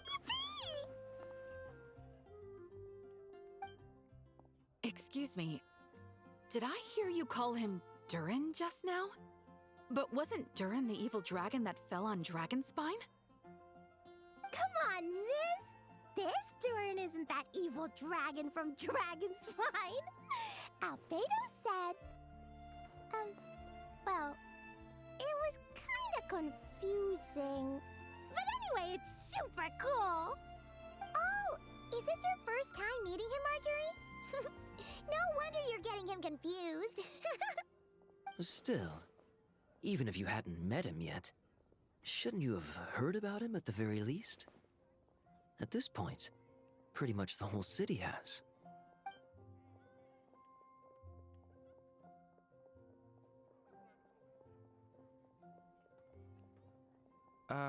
Why is everyone...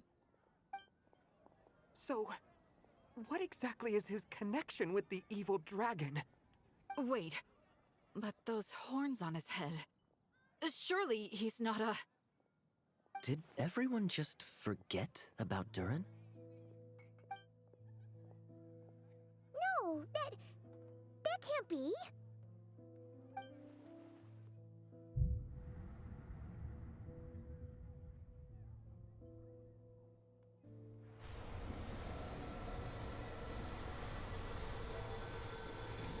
The tricks of fate had just begun.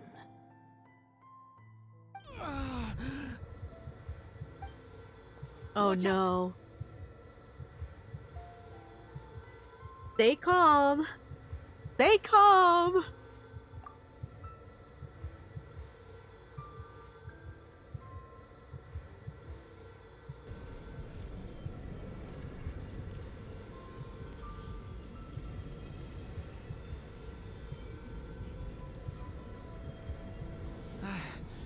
No one got hurt. Did they? Durin! Durin!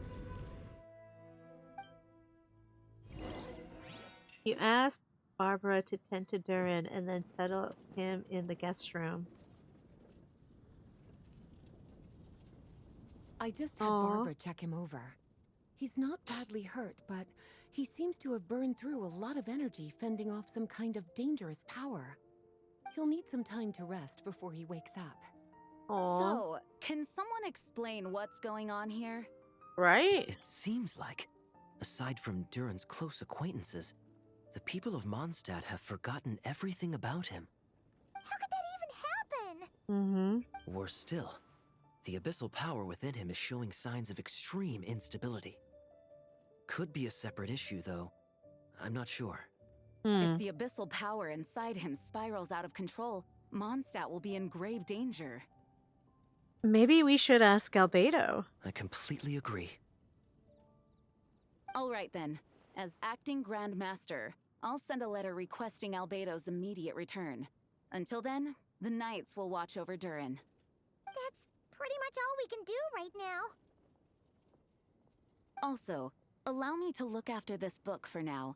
If you need to consult it, just drop by my office. Okay. Do you think the book might have something to do with what's happening?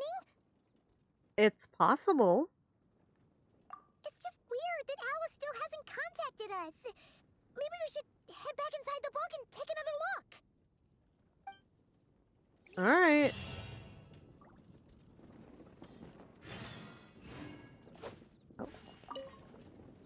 No need to worry. He's stable for now. Klee was really looking forward to hanging out with Durin. We'd better not tell her what's happened to him just yet. Mm-hmm. I'll have the Knights notify you as soon as he wakes up. Okay. I think that's like the same audio for everybody. I'm not. Hush, Star Kids. No need to worry. How are you, Dark Kids? I'll have the Hope you're Knights doing notify- well. So you said the book was in here. In the office, right?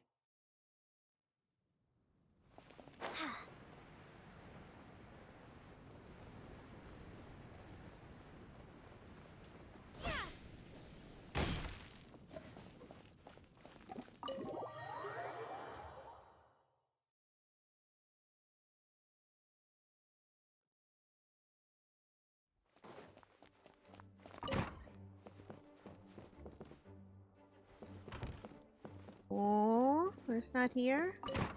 Wait, is it here? Yes, it is here.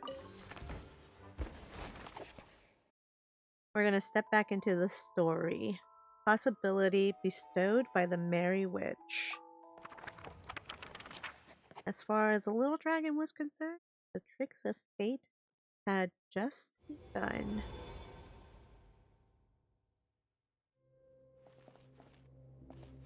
Oh, you're gonna go lay down at your bed and watch anime? Oh, what are you watching?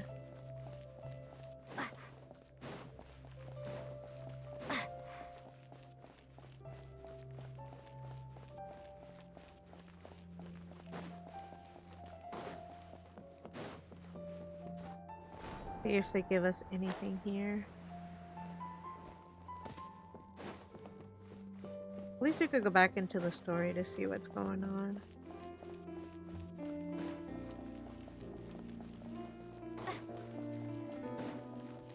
Oh, Chainsaw Man. Okay. I've never watched it, but I don't think it's like an anime I would watch though. Because it has gore. I'm not a fan of gore.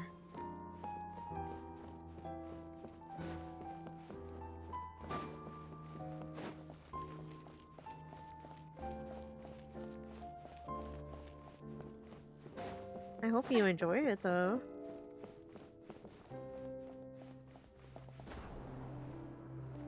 Whoa. Totally missed that. Oh, you watch it for the mature theme. Ah, that makes sense. I prefer like very sweet, cute anime.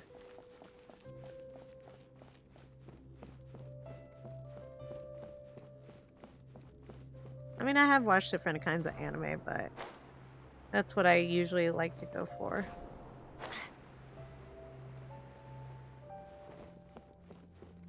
Or like, what is it called? Say so things. So yeah. Ooh, we found them. The story's witnesses arrived at a hidden nook tucked inside the towering walls, a place tied to one of the little dragon's most cherished memories. Within those memories lived the friends he made in the castle. Hey, you're all still here! Guess that's proof that Durin's friends from Simulanka really do hold a special place in his heart. Hello again, golden-haired traveler and silver pixie. How fares the little dragon on his journey?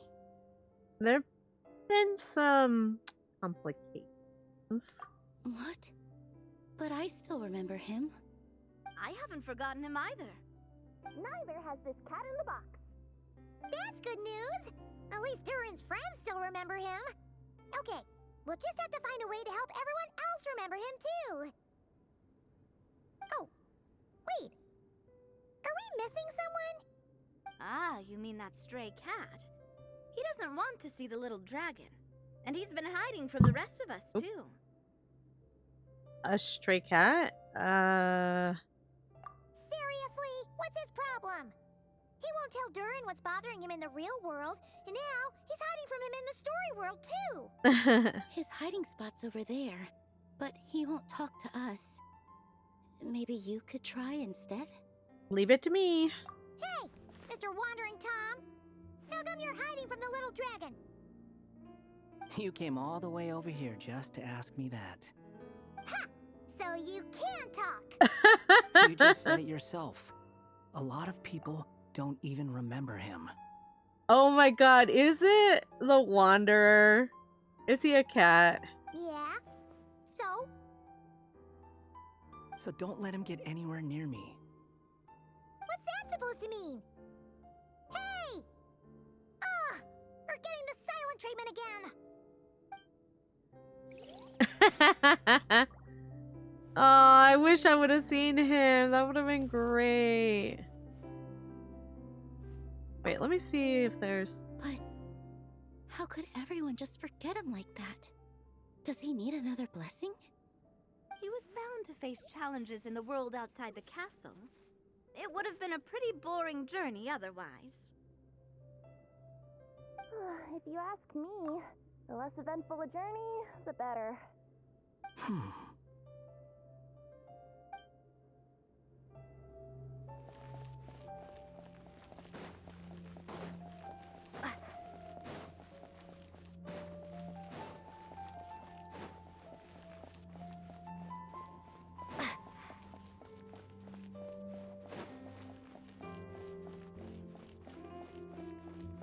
Oh, this is really pretty.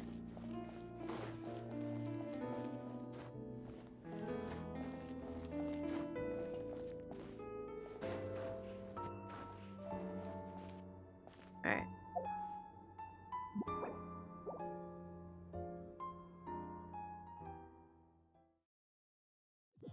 Always good to double check on things.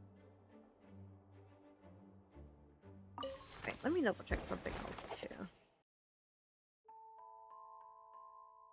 Ah, okay, so you can go to the back of them.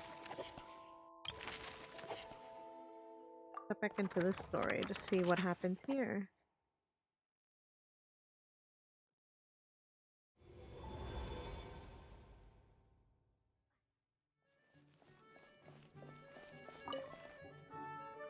As of late, the Tricksy Witch has nearly the entirety of the snowy lands in her grasp.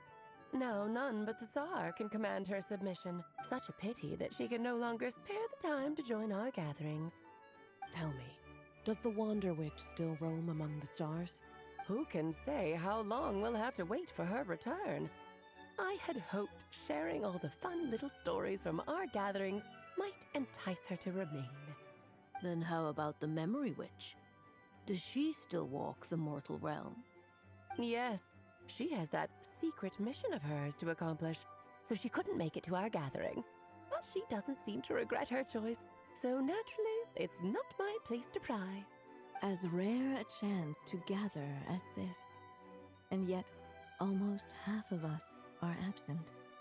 Cheer up. At least you came with good tidings. I suppose I'm just feeling a little sentimental. After all, there will come a day when I, too, am among those absent at these gatherings. Okay.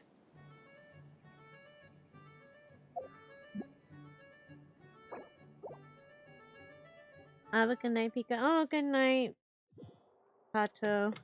Get some good rest. Let me tuck you in really quickly. There you go.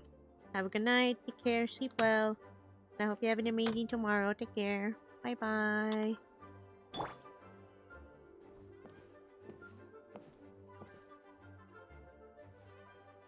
Alright. Well, that ends for part 3 of the in real life story quest. So hopefully we'll get to 2 more of them within the time frame. So we're doing pretty good. So I hope everybody enjoyed. And we'll go to the next part, part 4, tomorrow. We'll see you soon.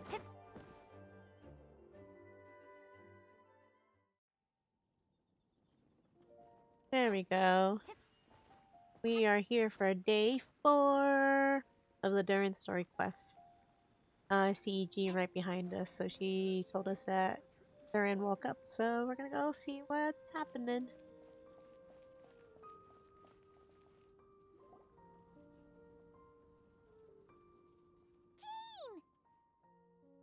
Hello, you two.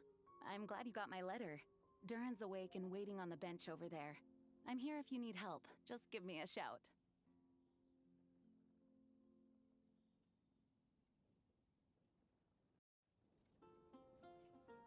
Don't worry about us. We'll be fine.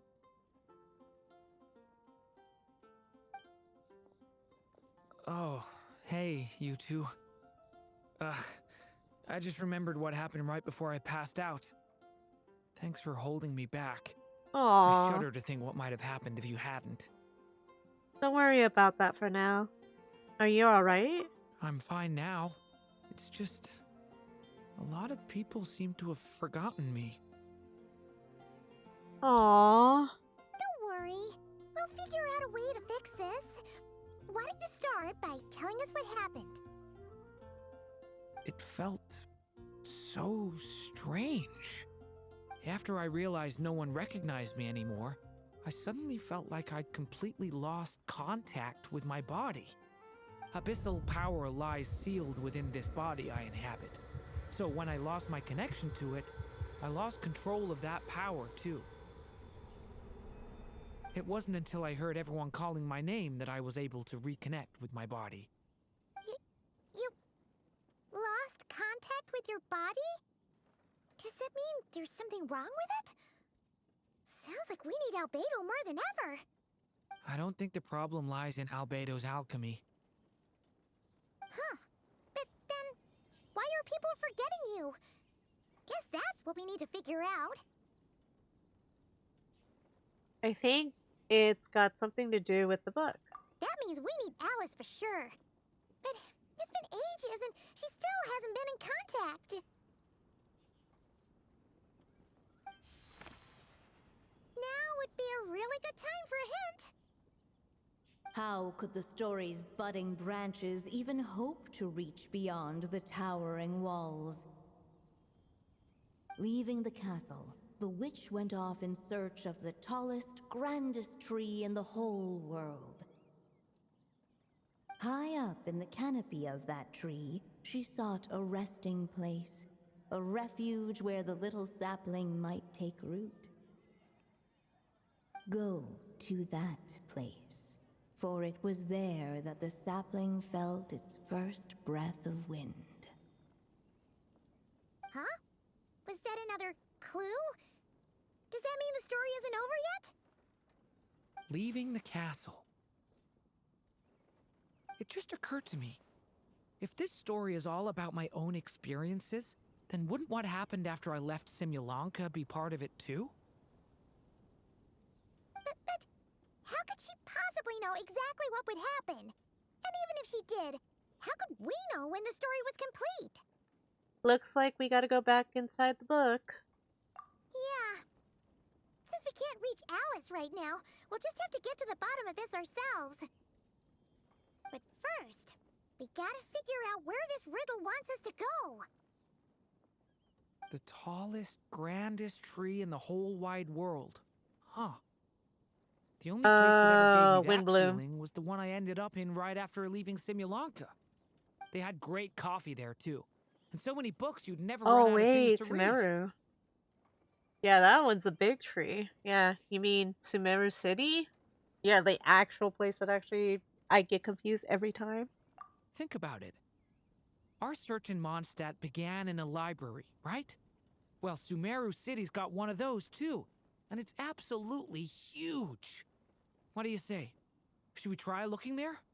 Huh. That does kind of make sense. And it's not like Paimon's got a better idea. It's worth a shot, at least. Alright, let's just give Jean and the others a heads up first. Well, it sounds like you've got a plan, so I won't interfere. All I ask is that you stay safe. Albedo won't be back for some time, and until he is, we can't know for sure how dangerous Durin might be in his current state. I'm so sorry about what happened before. Believe me, I'm not blaming you, and neither is anyone else here. If anything, it's the opposite. We're all just worried about you. Worried? About me? Yeah. Come with me. I want to show you something. As soon as they heard you were awake, they all hurried over to see how you were doing. Oh? You all came to see me? A Aww. little birdie told me you're working on finishing a storybook. So maybe all those people losing their memories is just a plot twist waiting to be resolved. Miss Lisa, you always seem to know how to put my mind at ease. Please, everyone, don't worry about me. When I get back, I'll find a way to complete my mother's story, and the one we started, too. Aw, it was so sweet of them to stop by. So I guess we're going to Sumeru City? Oh goodness. This place, I get lost so much. I wish they could have just given me the entrance to go there instead. I feel like I have to go like a whole circle just to get inside.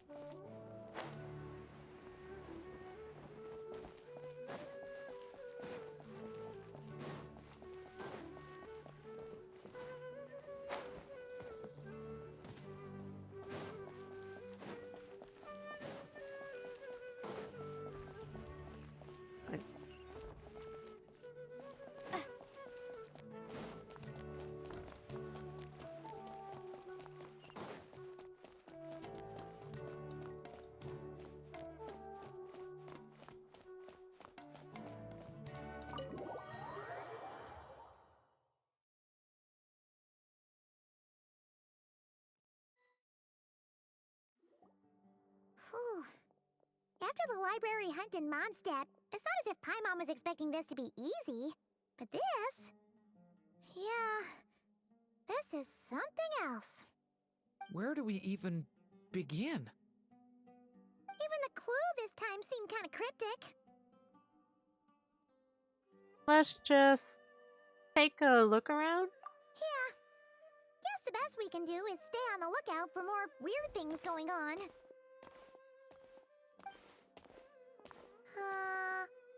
Ooh, hat guy. Sorry, what was that? I'm here to return Volume 5. According to the catalog, Volume 5 of this series is not available for loan. I can't accept the return of a book that was never checked out in the first place. Oh. Let me put it this way. My copy is complete. Yours, on the other hand, is missing large amounts of content. So you should swap it for mine instead. Relentless. Sir, you have to understand. Managing a library is a serious business, and we have protocols in place for this kind of thing. I can't just replace an important volume in our collection based on nothing more than your word. Hey!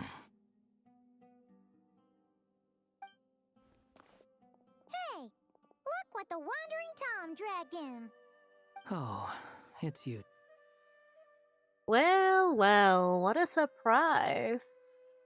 I had a sneaky suspicion that we're gonna see you here. Just a tiny bit, maybe? Nah. It's a surprise. And, what is it you're doing here? I'm a traveling scholar, as you know. Isn't a library the most natural place for me to be? Well, the last time we saw you was all the way in Notcry. Paimon just didn't expect to suddenly see you in Sumeru, that's all. I mean, There true. were some things I needed to come back and take care of. Some documents had gone missing, so I tracked them down, restored them to their original condition. And now, I'm here to return them. And considering what I'm planning to do next, it feels like a weight off my shoulders. What's going on with you, huh? You look like a kicked puppy. Hat guy. Ah, at least you haven't forgotten about me. What's that supposed to mean? Durin feels renitence on recent events. So it's been getting worse. Sounds like you know something we don't. After he left Similanka, he spent some time traveling Sumeru with me.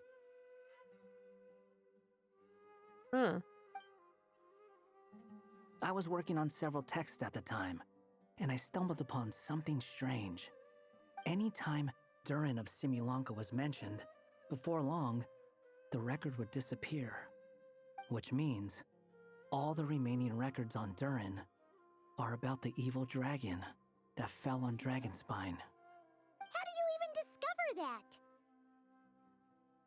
If I remember correctly, Hat Guy loved the time he spent in Similanka so much that he started writing a travel log.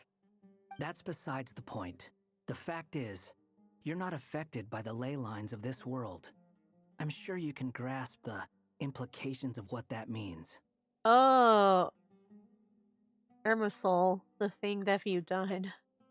His case is different from mine. It's more like the world itself refuses to accept his existence. It started with a few written records, but now, it sounds like it's spread to people who never met him or didn't know him well. Oh. At this rate, the whole world might forget him altogether. The whole world? But that includes all my friends in Mondstadt, and even Hat Guy, too. So that's what you've been worried about all this time? Why didn't you just tell me? There are more important questions right now, like figuring out how to fix this. I mean, yeah, we've been trying for a while. Yeah, we've been trying for a while now. We just haven't gone to the bottom of it yet. That mage clearly cared a lot about her child. She left that book behind for a reason. If you want answers, isn't that the place to find them? You think that didn't occur to us already?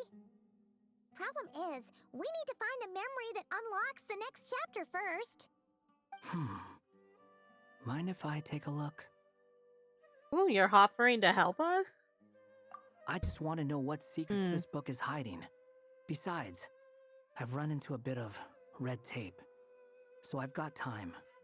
Of course. Red tape? Be my guest. Who's red tape? So,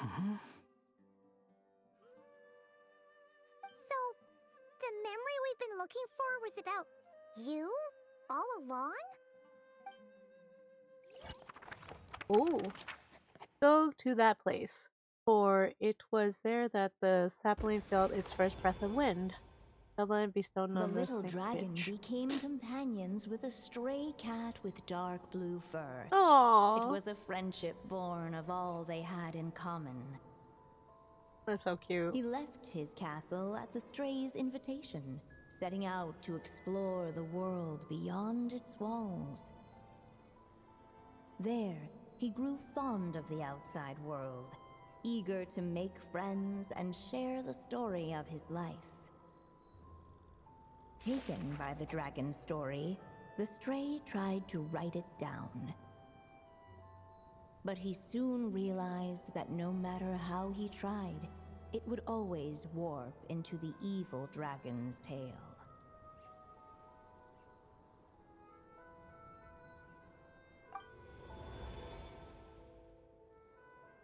Ooh. So, this is the world where this chapter takes place? Looks like we're at the top of some kind of gigantic tree. The story just now. This one must be about what happened to me when I first arrived in Tevat. No wonder the memory that unlocked it was about Hat Guy. Most of my memories from that period were. Hold on. Anyone want to explain how I ended up looking like this? What the heck?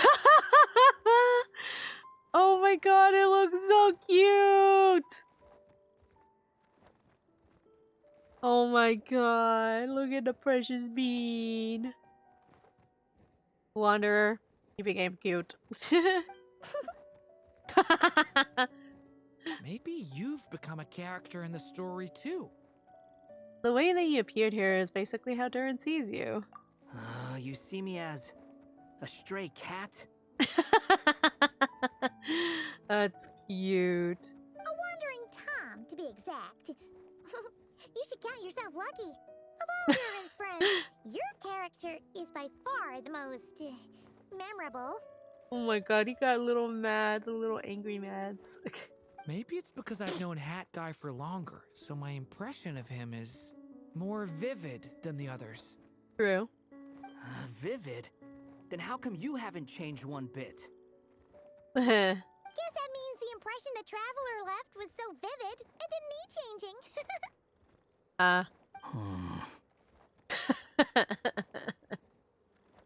Poor Renantis. Hello, everyone! Ready for today's adventure? Durin! Oh my god. Little Durin, little dragon. It's the storybook, Durin. Oh, I get to hear the VA on this one. It's so cute. Oh. So you're not playing yourself in this one? Does that mean the two of you have even more memorable roles to play? This is Alice Magic we're talking about here. Yep. She was the one who can make sense of it, right? She was the only one. Where are we going today, kitty cat? Oh, this is so cute. Whatever. Just follow me. Same as always. Okie dokie. Can we chat along the way? If you have something to say, just say it. Oh my god, this is so adorable. Was that seriously how the two of you communicated when you first got here?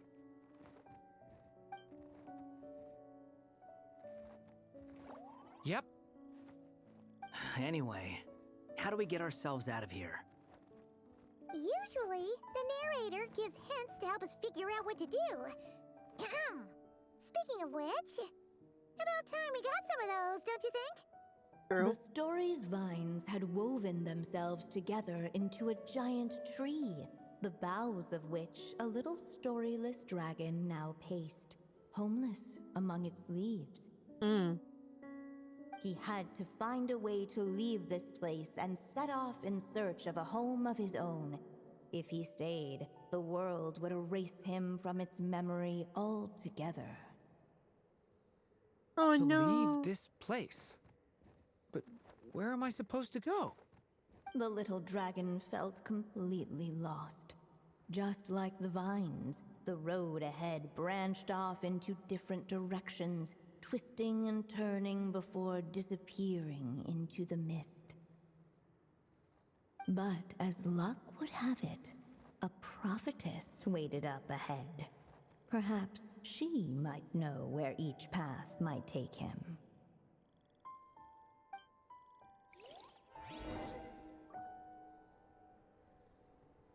Ooh, I wonder what we're gonna do now. Ooh, this looks so insane. Oh, so we go down there? Oh, we go there.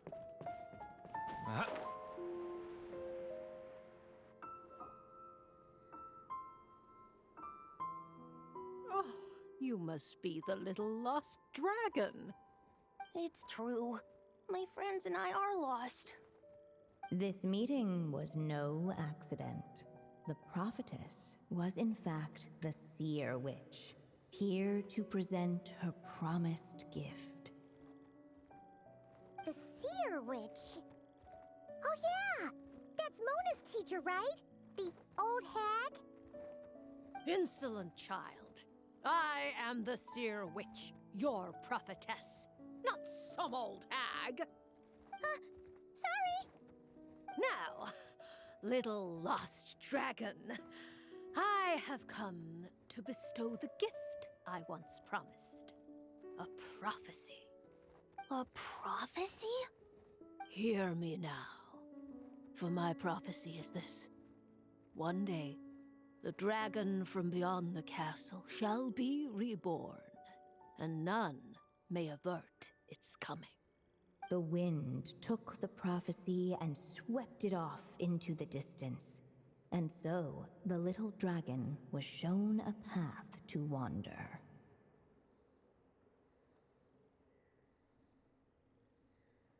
A path shown by the wind? Could that be referring to what happened back in Mondstadt? As far as I remember, once that alchemist from Mondstadt learned about the prophecy, he chose to stand with you against the evil dragon. So, what does any of this have to do with you being forgotten? Oh, wise witch of prophecy! Could we trouble you with another question?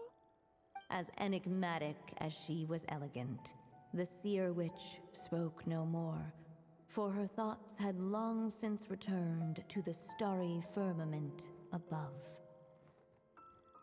Just when we actually needed her.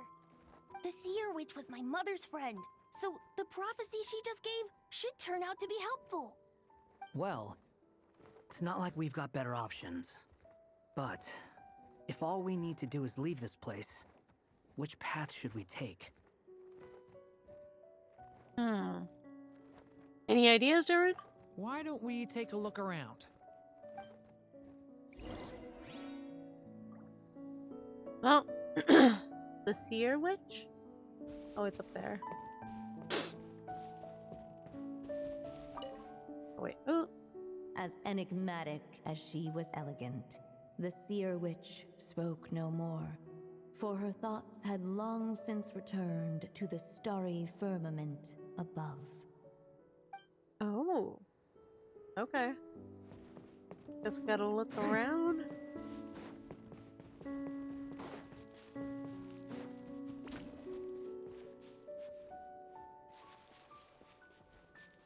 Ooh, what's this? Into the castle? Ooh, pass through the thorny bush. Ooh. Or go where the wind blows. Question. Let's go here. Huh. Looks like there's another path over here.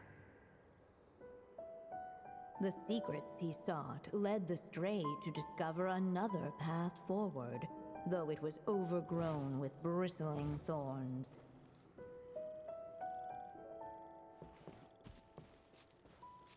Or the wind kept blowing, but the little dragon had not yet resolved to follow it. Before him lay a foggy path, and where it might lead he could not tell. ooh.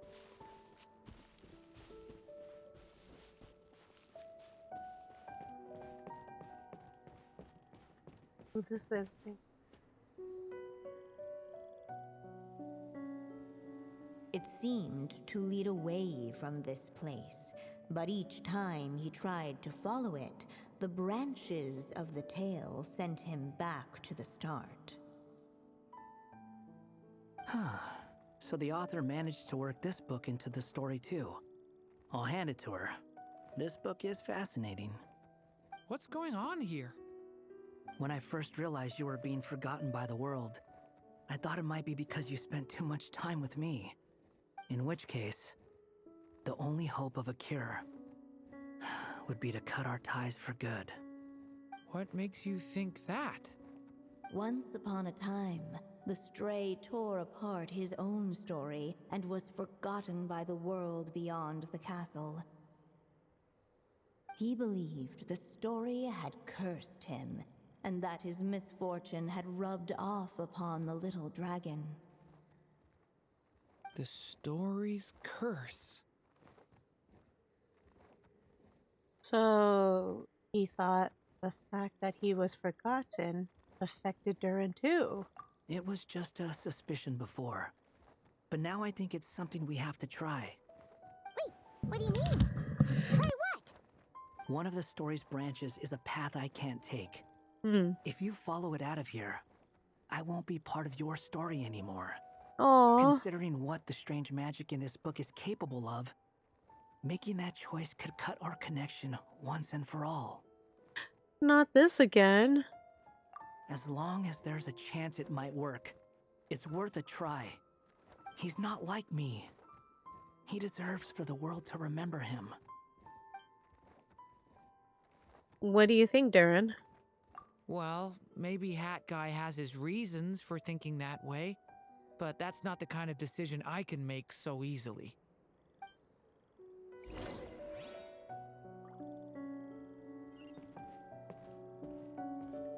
It's what my stray cat buddy thinks is best anyway. Hat Guy.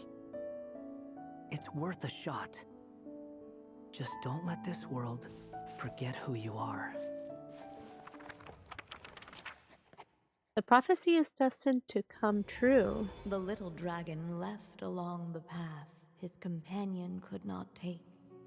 And from that point forth, the stray was no longer part of his story. Yet his memories of the stray were an indispensable part of his tale. Aww. With the stray gone, the story lost the very spark that had first set it in motion. In the end, the little dragon's story faded into nothingness, and in the world beyond the castle, only the evil dragon's tale endured. Who am I? Is this me? And so the story ended, with the little dragon fading from sight, leaving nothing but the evil dragon's shadow in his place. So, the story ended? Oh no! But Durin! Ugh! Way to go, Hat Guy!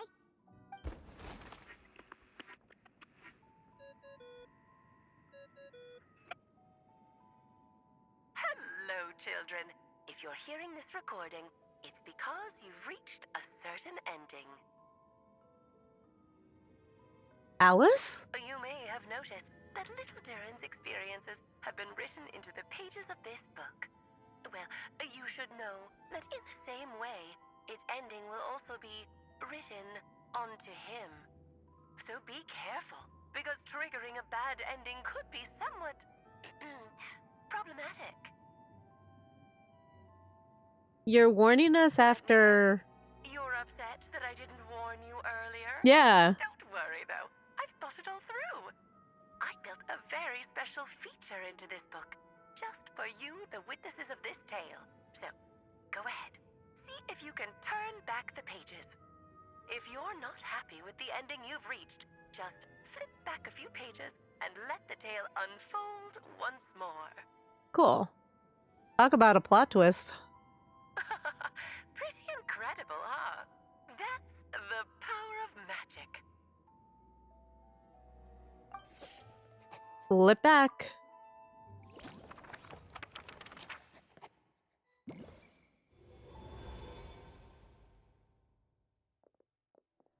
Ugh, that last ending was awful. We're picking that path again. What are you even talking about? Hurry up and pick a path so we can get out of here. Let's pick one together. Sounds like the others aren't aware of what just happened.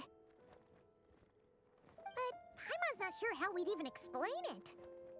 Guess all we can do is warn them if they're about to choose wrong again. True. So yeah, we're back. So we got the thorny place here again. Huh. Looks like there's another path over here. The secrets he sought led the stray to discover another path forward, though it was overgrown with bristling thorns. Okay, at least it tells us. Now we go here. Go to where the wind blows. Kept blowing, but the little dragon had not yet resolved to follow it. Before him lay a foggy path, and where it might lead he could not tell. Now we're gonna go the right path, apparently.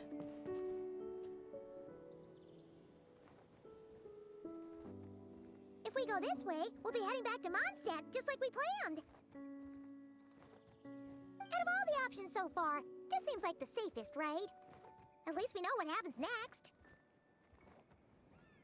He helps stop the evil dragon from returning, gets a new body, makes a whole bunch of friends, who all just forget about him. But you didn't forget, Hat Guy. I'm just saying, choosing this path wouldn't solve the main problem. You'd still end up being forgotten. Huh. Maybe future chapters hold the answers. I'm not against choosing this path. I just wonder what secrets it might be hiding. Let me think about it. Okay.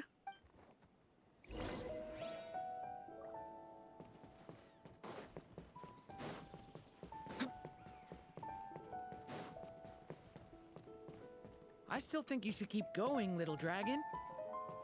If you leave the castle, you can accomplish something amazing and make a bunch of friends along the way. Really? Then let's go! Unable to preserve his story, the little dragon wandered astray. Fortunately for him, a certain prophetess had left behind a prophecy to guide him.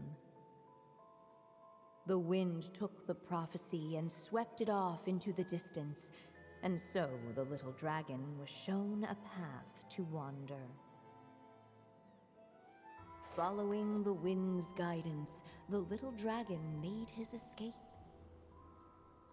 In turn, the prophetess affirmed the little dragon's choice, leaving an extra secret as her parting gift.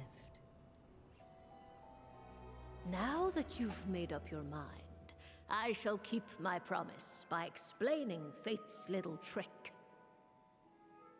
Long, long ago, the gods of the high heavens gave the world outside the castle a magic of its own. They called it storytelling. It was a magic of almost unshakable power that governed how people met, grew close, and understood one another. Each person had a story meant for them and them alone. One whose ending was written in the heavens long ago. In truth, your story and the evil dragons are simply two versions of the same tale, and that is something the magic of storytelling cannot abide. Beyond the castle's walls, your story cannot take root, for the evil dragon's tale has done so already.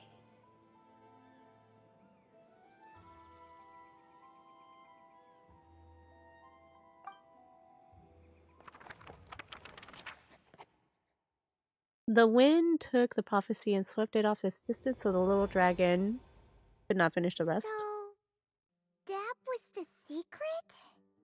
Huh. I see. I'm confused. You still don't get it? Simulanka Durin and Tevat Durin share a special kind of connection. Their fates are mirror images of one another. While they were in two separate worlds, there may have been some mutual influence, but their fates were independent. But when Simulanka Durin came to Tevat, a version of his fate already existed there. So, how can two fates exist at the same time? The answer is, they can't. The rules of this world don't allow it. You can't return a book you never checked out in the first place. So, what's Durin supposed to do? Those mages seem to have come up with quite the ingenious solution.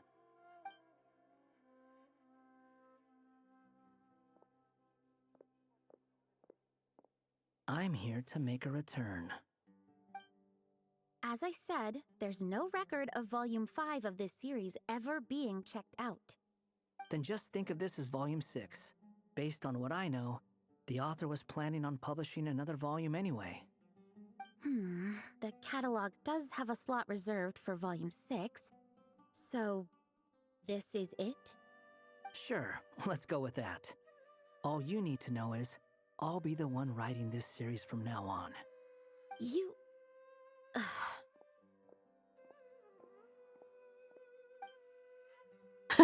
This guy. What are you up to this time? Remember the red tape I mentioned before? Yeah. Well, I just took care of it. Now, I guess you'll be off to see your alchemist friend? It should be pretty obvious by now. He has the answers you're looking for. Well, we do have a whole bunch of things to confirm with Albedo, that's for sure. But didn't Jean say he'd be gone for quite a while? I'll join you. Just let me know when it's time to go. Hat guy? Don't sound so surprised. I'm part of this story too, aren't I? I'm just playing my role. Well, yeah. But it's not that. I just feel like you want to help, but something's holding you back. When I first realized you were being forgotten by the world, I thought it might be because you spent too much time with me. I even thought cutting our ties might be the only way to fix it. Why would you think that? He once made the whole world forget about him, so he was worried Durin might be affected by what he did. It doesn't matter now. Judging from the answer this book has given us, I was probably overthinking it. Make that definitely. Anyways, we're in this together now. Just as well. With the ley lines rejecting him like this, the people who still remember him are his only remaining connection to this place. If that last fragile tie was broken, who can say what devastation his unbound body might unleash? And to think I'm one of the people keeping you here, instrumental in helping change your fate. Can't say I saw it coming. Well, if it's good enough for Hat Guy, it's good enough for me. After all, he is about as odd as humans get. Excuse me? With some people, even if you try asking a simple question, they'll always give you a complicated answer. And the more you ask, the more complicated it gets. Truth is, Hat Guy's just that kind of guy.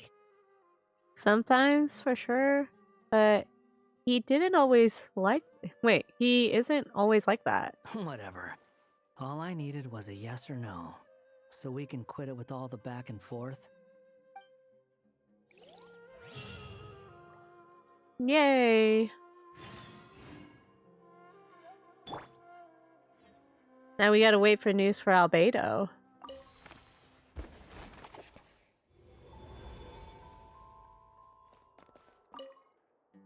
I'm sticking around for the next few days. So, when it's time to go, you know where to find me. Mm-hmm. Okay. If you feel like stepping back into the story, just come find me.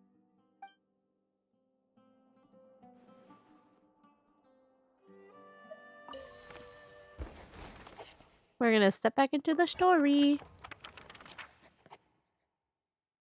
The little dragon was shown off to a path to wander. So we gotta wait for the next 22 hours. Wow, that was actually really short. Hey, it's Mona's the Seer Witch. How come she's still here? Who goes there? Can you not see? I am busy stargazing. Looks like she's back with us. Hey, since we've got the chance, why don't we ask her to read our fortunes too? After all, according to the book, her prophecies are meant to be super accurate. The only thing is, Paimon's not sure how we're gonna convince her to do that. By paying her, maybe? How dare you? You take my fortune telling for some kind of street performance? Sorry. Paimon's just curious how accurate it is. Very well then. I'll show you what my wisdom can do. Come forth, Silver Sprite. Let me see what fate has in store for you.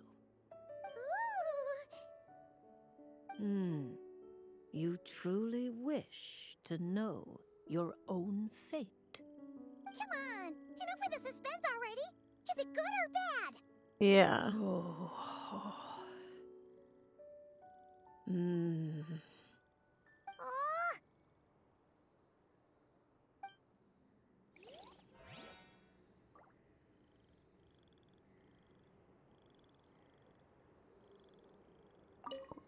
Let's see what she says again. Oh. She just, whoa. Well, at least we get to see what's going on. At least it was a different... Like, every time we go back in, at least it gives us, like, a different, audio. Ooh. Anything happen around here? Aw, we went all the way to the end. This looks so insane.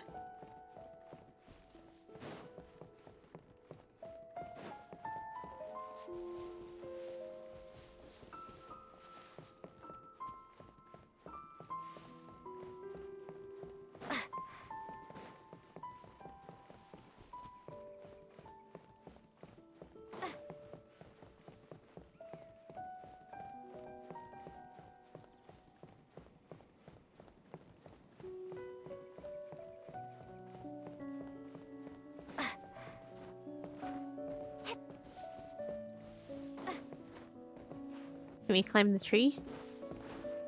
No, we can't climb the tree. Boo. Alright, I guess this is part 4 ending. Wow, it was really short. So yeah, now we're going into the last part, which will happen tomorrow. So yeah, we will see y'all on the next one. Part 5 coming soon.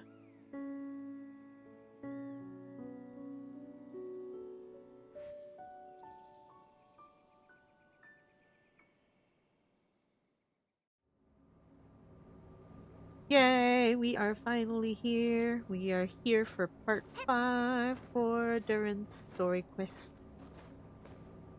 So we're in the middle of Dragonspine, nice and cold and chilly, and hopefully we don't freeze to death.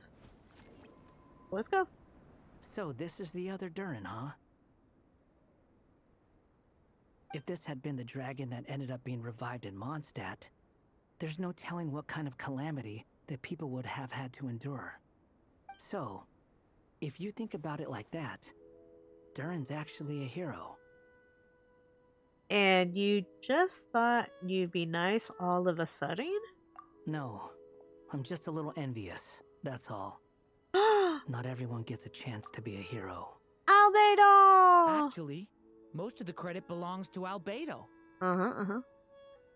Then again, barely anyone even remembers you at this point.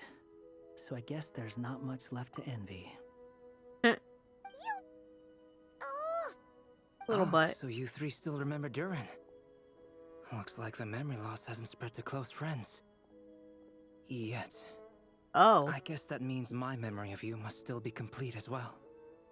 Albedo. You're finally here! Oh, boy, do we have a whole pile of questions for you! Oh, you're here too? I think I've pieced together some of what happened to him. But what's your take on things?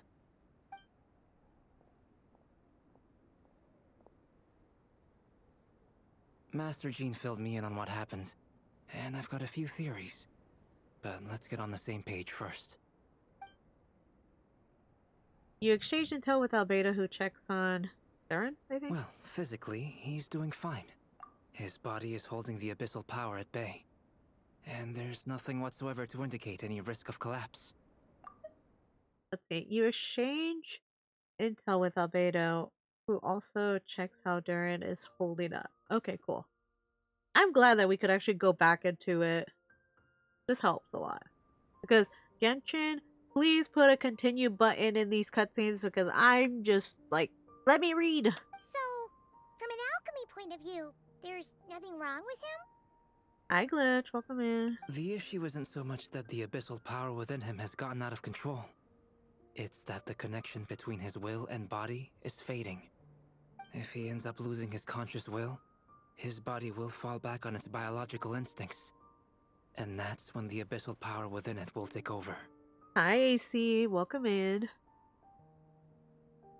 But if that happens... This book mentioned a witches' gathering. It seems like quite a few of these witches got themselves involved in Durin's case. Which brings me to my theory. Bringing Fairy Tale Durin into this world to replace the Durin on Dragonspine means using one Durin's fate to overwrite the others. But the power of alchemy alone would not be enough to pull off such a feat. It would have required the combined use of Miss Barbeloff's astrology, my teacher's alchemy, and Aunt Alice's magic.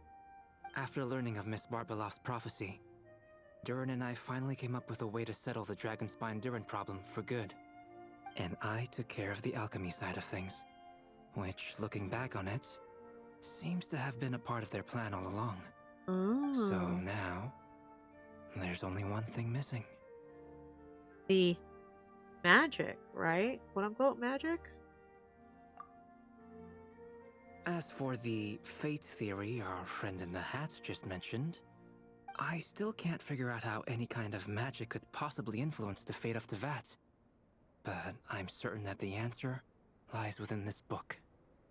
So, the reason Alice had us complete this book was to make that magic possible? A form of magic powerful enough to rewrite fate itself.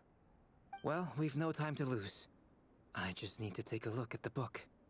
The next part of the story most likely relates to me. So the memory that unlocks it must be connected to me too. Huh?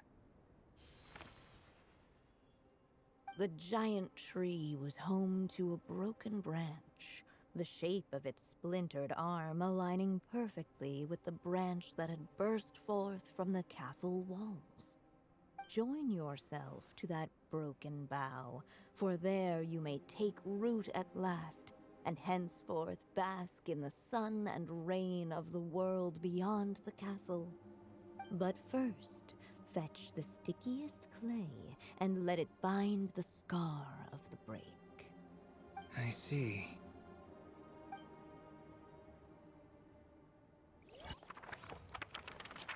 First, fetch the stickiest clay and let it bind the scar of the break. Solutions bestowed on the sage Guided switch. by the breeze, the little dragon arrived at an alchemist's workshop. Oh! There he was greeted by a clay figure, a child molded by the sage witch's hands. Though gentle in appearance, he had inherited his mother's cold, sharp wisdom. And he was determined to avert the calamity the evil dragon would bring, and so was his helper, none other than the little dragon himself. Aww. Ooh. Big potions. What is this place? It looks like it's modeled after an alchemist's workshop. Or rather, a cliched stereotype of one. Albedo? Hold on. Why do I look like this? Oh, he's the toy little guy!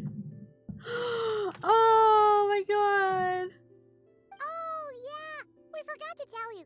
Basically, the characters in the story are reflections of how Durin sees them. Oh! That's so cute. At least you're still human-shaped? Oh, Wanderer, Renantes, you're a cat still. Well, since Cat Guy has taken on a different appearance too. Cat Guy. That must mean the two of us are both characters in the story. That's great. But you, Paimon, and Durin haven't changed at all. You must be special figures in some way. I'd like to know more about that too. But seeing as none of them can explain it, let's just concentrate on moving the plot forward. True. Alright, let's just take a look around.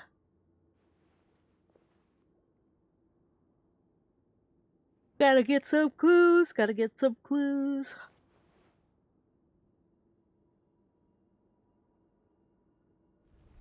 Oh! Is that a hidden path? And just like that, the group stumbled upon a hidden passageway. Yay! Intricately crafted, it seemed to lead them towards another exciting chapter of the tale. Come on! What are we waiting for? Next chapter, here we come! Ouch! But this was a chapter that had not yet been written. Ahead of them was a storyless void, and they could go no further. What? Then what's the point of having a path here? Maybe the author had a flash of inspiration? Their minds went blank? Probably. Sounds like a pretty bad habit for a writer. Writer's block. Literally. Over here. I found something. What the clay figure found was none other than the evil dragon's heart itself. Though the creature had perished long ago, its heart was still there, pulsing away and growing warmer with every beat. And the clay alchemist knew what it meant. That the evil dragon would return one day, just as the prophecy had foretold. Yet, guided by his mother's wisdom, he foresaw another fate. If only the alchemist could bestow this heart upon the little dragon, he might be reborn in the evil dragon's stead. Only then would the evil dragon's heart grow still, and the little one inherit its tale. Sounds like this chapter's about Albedo bringing me to life? If that really was the solution, though, This would have been over the minute I finished the transmutation. So why is Durin still being forgotten? There has to be some other reason. True. I mean, there's still places that we could check. Yeah, I'd like to explore the area a bit more. Let's explore. Where the heart of Unless the evil little dragon kept moving, eventually he would be forgotten. Use the heart of the evil dragon? Which one should we do, y'all?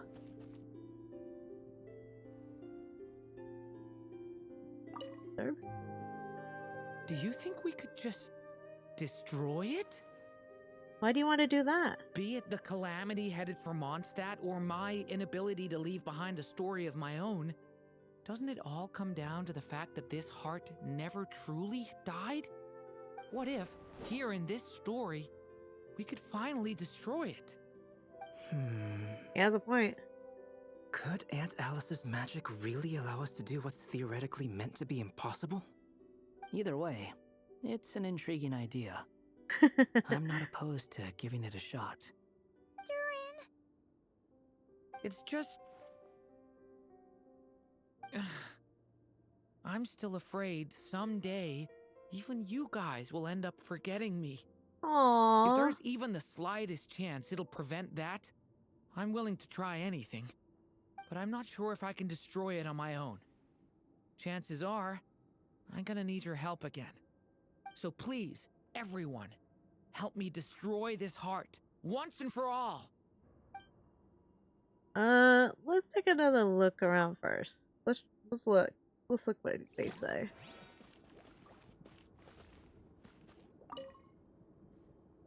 The evil dragon's heart continued to beat, as if waiting for the little dragon. Looks like we have... Whatever happens next, Durin is going to need all of our help. Hold on. Hold on.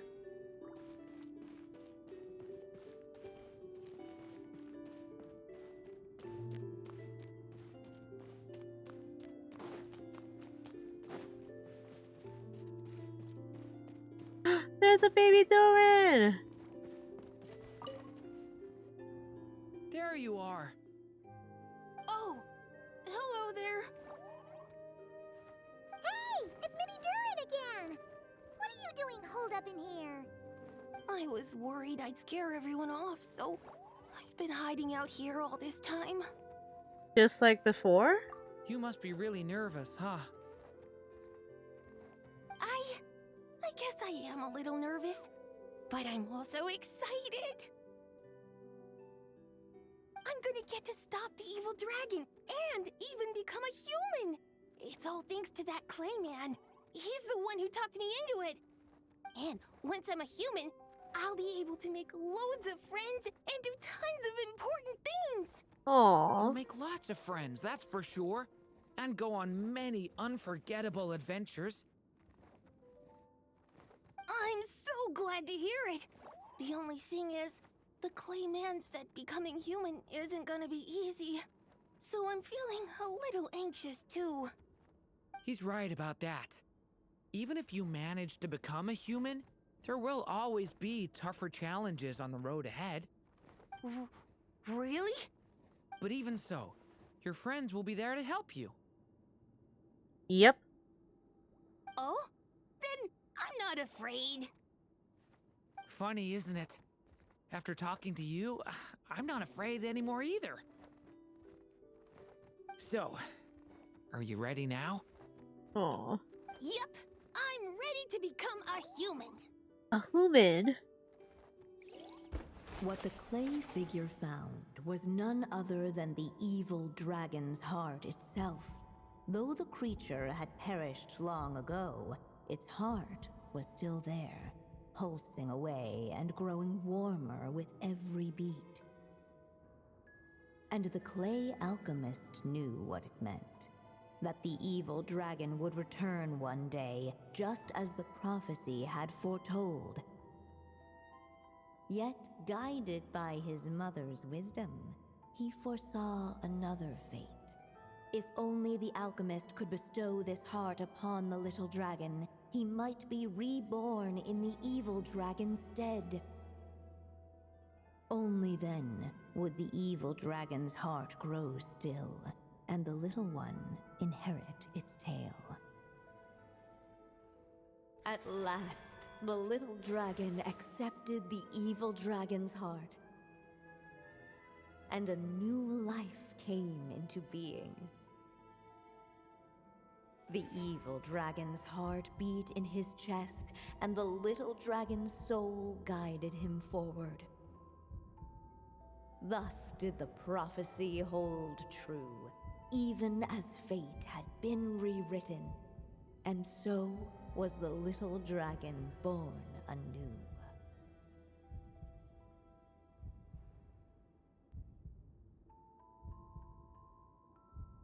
I hear the heartbeats. Finally! A happy ending! That must be the last step, right? Woohoo! We completed the story! But then why are we still here? Born anew, the little dragon set off once more, his story far from over. Huh? So, that wasn't the end? What comes next might be the most crucial part of all. The real last step. If fate really is as devious as they say, then I say, show us what you've got. Wow! You're all so serious all of a sudden. Whoa.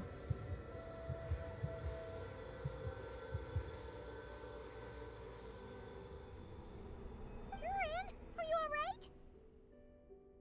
The evil dragon's heart was now one with the little dragon, yet the dark power within it still lingered. Would the little dragon dare to hold this power back, or would he simply give in? Hey, what kind of question is that? Of course he's gonna control it. What choice does he have?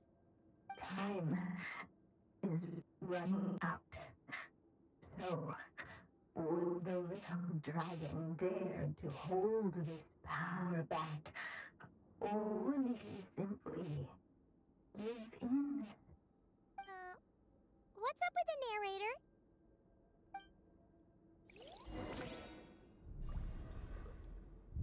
Ooh, return to the castle. Dare to hold this power back, or would he simply give in?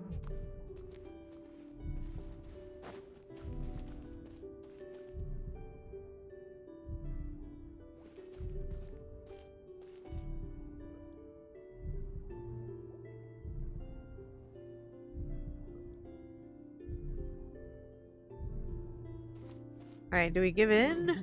Dare to hold this power back, or would he simply give in? I don't know. We can't do anything. We don't got ink.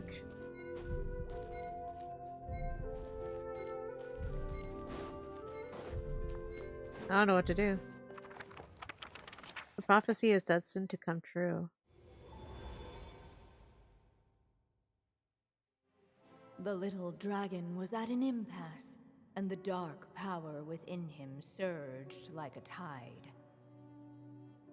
Unchecked, the darkness engulfed everything around it, including the little dragon's soul. Oh, no. The little dragon's story faded into nothingness, and in the world beyond the castle, only the evil dragon's tale endured. Is this me? And so the story ended, with the little dragon fading from sight. Again? But the evil dragon's shadow in his place. This is the second time getting it, so the story is over? Oh no! That means Durin... What do we do now?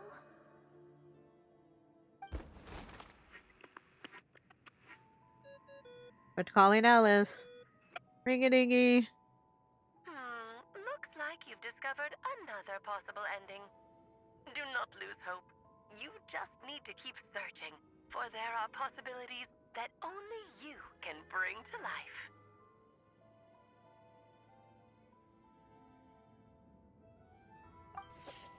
Flip back. We're flipping back.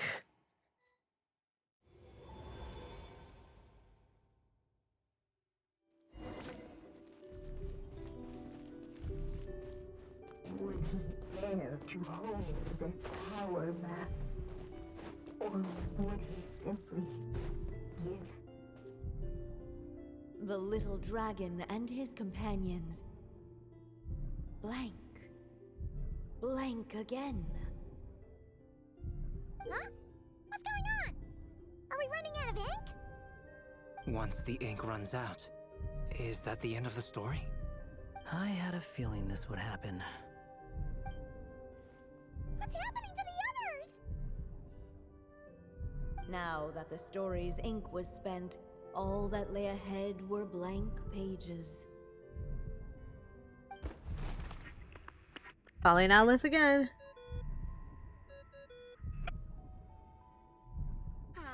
Looks like you've discovered another possible ending. Do not lose hope. You just need to keep searching, for there are possibilities that only you can bring to life.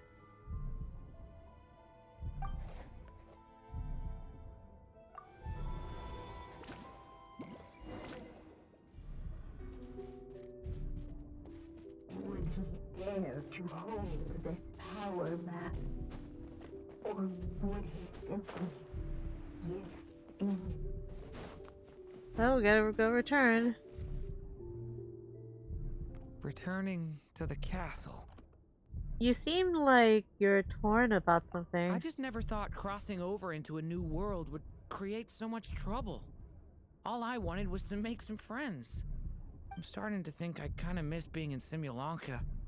You might look back on it with fondness, but if I were you, I wouldn't miss it. Why? Sometimes, moving on with your life comes at a cost. But that's better than going nowhere at all. You don't have to worry, Durin. No matter what problem you face, there will always be a solution. Okay. Sometimes I wish I could just go back and see it again. Oh, we are going back. Story will eventually... As the little dragon slipped back inside the castle's walls, the clamor of the outside world fell away. There was no danger here, no problems for the little dragon to resolve. As soon as his mother finished her story, it was time for the child to drift off into the world of dreams. And so the story ended, with the little dragon fast asleep in his castle, just like he had never even hatched. What's going on? I feel so weak. Hey, what's happening? Durin, wake up! But this can't be how it ends. Durin promised to bring back everyone's memories. There's no way he'd accept an ending like this.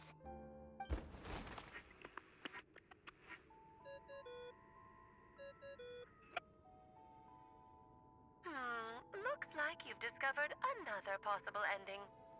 Do not lose hope.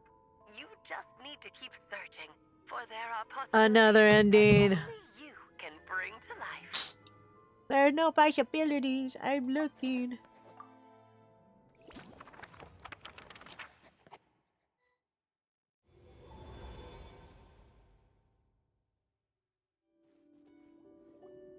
What's going on here?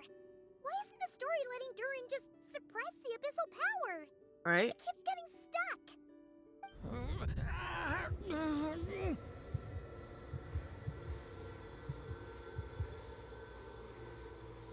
Oh no. It seems the act of suppressing the power counts as an event in the story. In other words, we would need ink to write it in. So, what now? Did we use too much earlier? How are we supposed to write a happy ending with only this much left? I mean, it's just not time for the story to end. Well, this is Durin's story. As long as he's alive and well, why should it end? If there really is such a direct correlation between the story and his fate, I may have a potential hypothesis. Durin was, and still is in essence, a storybook character, written into being by M. From the moment he was born, he has always dwelt within her story. And I suspect it has remained the case, even after his arrival in Tevat. Reviving Durin in the evil dragon's place was an act of grafting this Durin story onto the latter's fate. In essence, that is how his fate was rewritten. But there is a fundamental difference between a being's story and its fate. As Miss Barbeloth reminded us, the fate of every living being in Tevat has been woven into the fabric of time. Its most natural path, therefore, is to proceed along its given track. But Durin's story, on the other hand...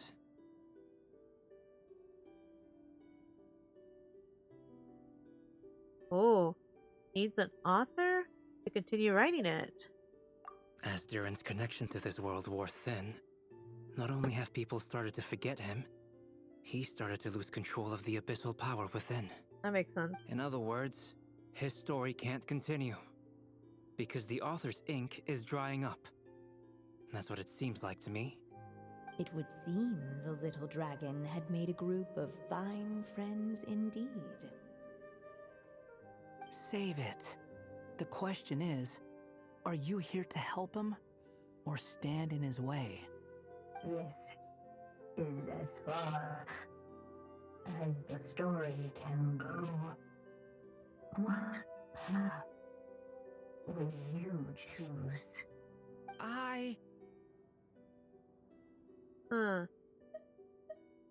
See, if the story ends now, Durin will just vanish. I suppose the final decision is up to me. Yep. It's hard to believe I never actually left my mother's story. Aww. If that's true, I'd like to go there and see for myself. By there, I take it you mean the blank pages of the unwritten chapter ahead? But we still don't even know how Alice's magic works. If Durin belongs inside the story, then going outside of it to some unwritten part, isn't that too risky? I'm not afraid. Then go for it. We'll be here with you all the way. I second that. It would seem this is one answer you need to go seize for yourself. So be it. Whatever obstacles stand in your way, we'll tear them down together.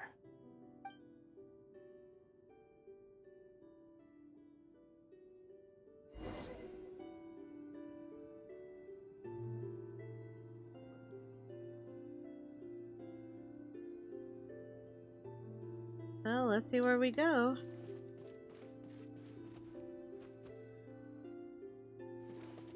Bye, boy. Oh, breakthrough. Everything that's invisible. It was as if the little dragon was staring at an uncrossable edge of existence itself.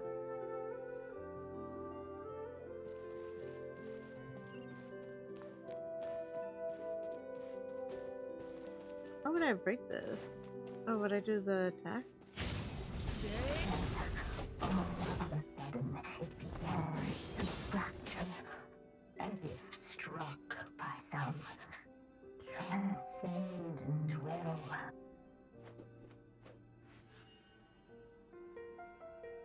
Alright, then I guess. Stay back! There we go. Gotta keep going.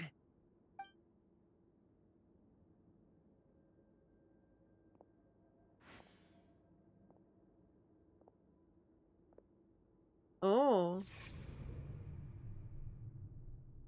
Ahead lies only a storyless void. My consciousness is slipping away. Keep going, Durin. A pure soul is your essence, not an empty void. I feel so weak. Stand tall, Durin. You are not some amorphous idea. The body I made for you is flesh and bone. Am I truly alive? Yes, Durin, but you must keep going. You're as alive and real as I am.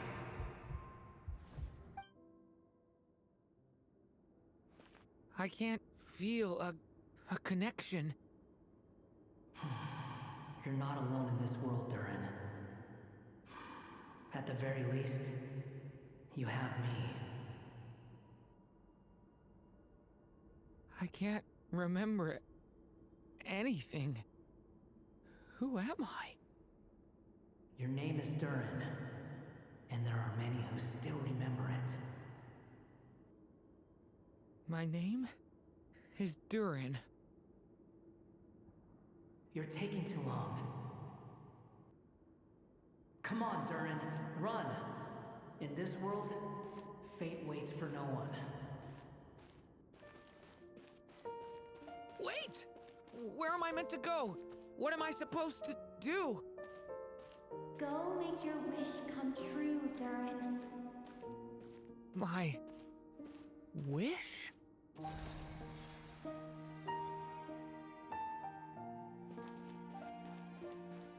Your story's not over yet.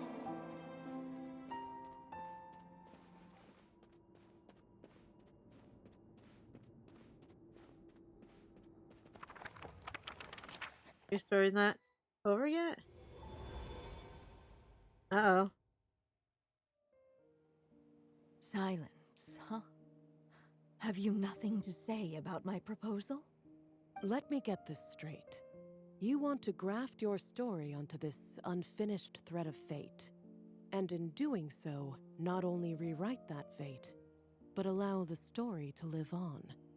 Quite the brilliant idea. Still, the story's survival depends entirely on whether the author keeps writing. Exactly. And the moment foretold by the prophecy is still centuries away. I see. I thought my own ignorance might be the problem. That I'd asked more of the noble science of alchemy than it could ever deliver. Or that I had failed to discern the heavenly signs and grasp the secret truth underlying the prophecy. Little did I imagine that time itself would prove to be the greatest hurdle of all. Well, my friend, this has been a most intriguing experiment. And from an academic perspective, at least, I don't think it was a bad proposal. Someday, the prophecy will come to pass. So remember, my friend, much like the stars themselves, there will always be something that transcends the test of time. Thank you, everyone. You've helped me so much already. But, Alice, I still have one final favor to ask of you. Will you lend me your magic one last time, just enough for me to keep his story alive until the prophecy is fulfilled? You mean you want me to extend your lifespan? No, not in that sense. As Rhindaughter once told me, the laws governing life and death are among the most unyielding in this world. I'm well aware of that. Whether it lasts a day or an age, the span of one's life is determined by fate alone. If I tried to breach that law by force, I'm afraid I would lose what makes me human. This is not a path I want to go down. If I am to die, then I shall die a human. So, what is it that you want me to do? I would like you to send this pen of mine into the future. I see. then perhaps there really is a way I can help. I could create a kind of story magic to take over the writing once you're gone. Oh, but for it to work, you would need to provide enough of your own words for it to learn from. How much? Oh, an immense amount. So much, in fact, that you would have to spend the rest of your life writing. And even then, I'm sorry to say, it would not last forever. No matter how much you write, there is a limit to the number of words you can leave behind. But the world itself will never stop changing. Someday, perhaps, even your entire corpus will not be enough for the magic to continue describing this world. And when that happens, the story will end. Still, it's worth a try.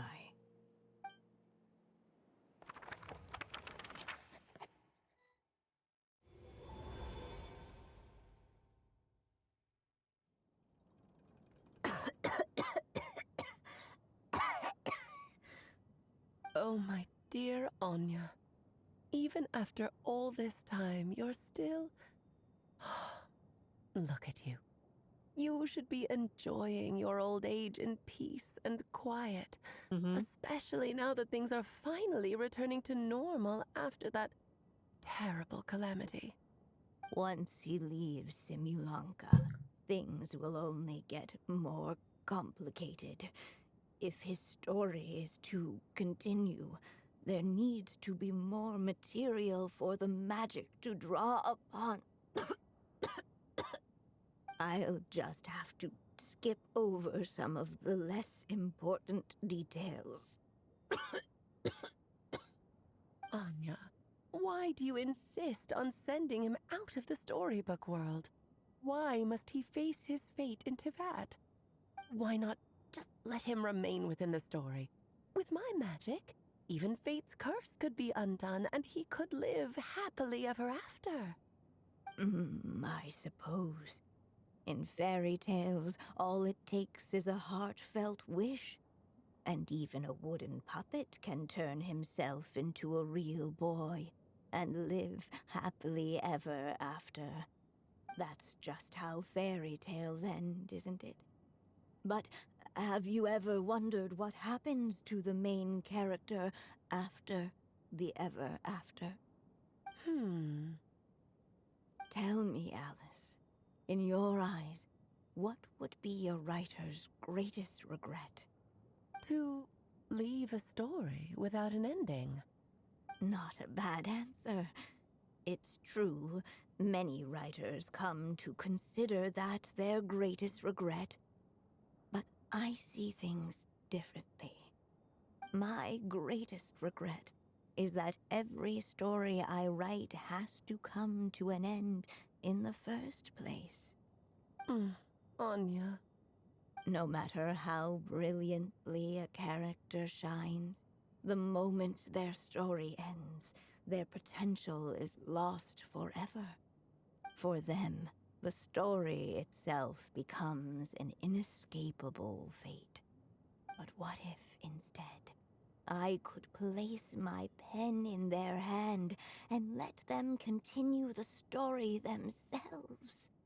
You mean... You said it yourself. I can only leave so many words behind. Even with your magic, the idea that I could keep the story going until the prophecy comes to pass is wishful thinking at best. But I've found a way to use your magic to transform some of my finished stories into a special kind of ink. This ink is a magical medium he can use to complete the story the way he wants to. For what is storytelling but another kind of magic? And if he can experience the whole tale himself while leaving behind his own wishes and aspirations, even once he reaches the chapter where I stopped, he'll still be able to carry the story forward on his own. And so, by leaving him this ink, I can entrust him with the responsibility of writing his own story. A character with the power to write their own story. That way, he'll finally be free from the cage that is my pen. And like anyone else living in the real world, he can go on to create a life of his own. And you no longer need to worry about the constraints of my magic. What a brilliant idea, Anya. But there are still risks. First of all, once he arrives in Tevat, he'll have to rely entirely on the story you left him to maintain his connection to that world. As you gradually hand over creative control, that connection will grow weaker, and at some point, he might lose it altogether. But at the same time, he'll also have the chance to forge that connection for himself. The issue is, this method taps into too many of Tevat's core secrets. Any overt hints you try to leave will be erased in no time. In fact, it'd be hard for you to leave anything at all to guide them. We still have the story itself, though. I can use that to show them the way. It's entirely possible he burns through all your ink, never reaches the chapter you had in mind, and gets stuck, roaming the chapters of his past. But despite all that, I still believe in what this child can become. His hopes and wishes can be his ink, so he won't be trapped by mine running dry. Oh, what the writer you are, Anya. Your imagination never ceases to amaze. And you do know how much I love a happy ending. You shall have my help, my dear.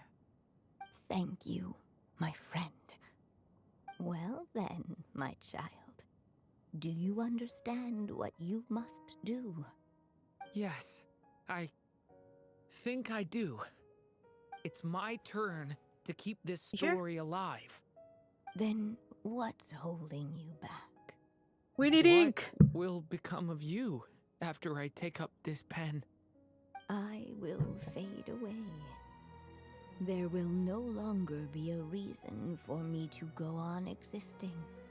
My child, or your mother, I should say, passed away long ago. The voice you're hearing is nothing but a magical echo that has now fulfilled its purpose. You needn't feel so reluctant to let me go. I know my mother died long ago. It's just, when you lose your mom too soon, it's hard to tear yourself away from the stories she used to read. I guess it's a silly way of pretending she's still here, by your side. Durin. But after coming to this world and traveling it with my friends, facing all kinds of enemies together, I suddenly realized I couldn't just sit around listening to my mother's stories because I'd found a new purpose in life. Maybe this is just what growing up feels like. With all my new friends waiting, it's time I finally set aside my mother's storybook. I'm ready to grow up now, Mom.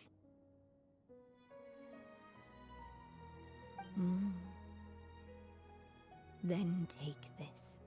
A gift I should have given you a long time ago.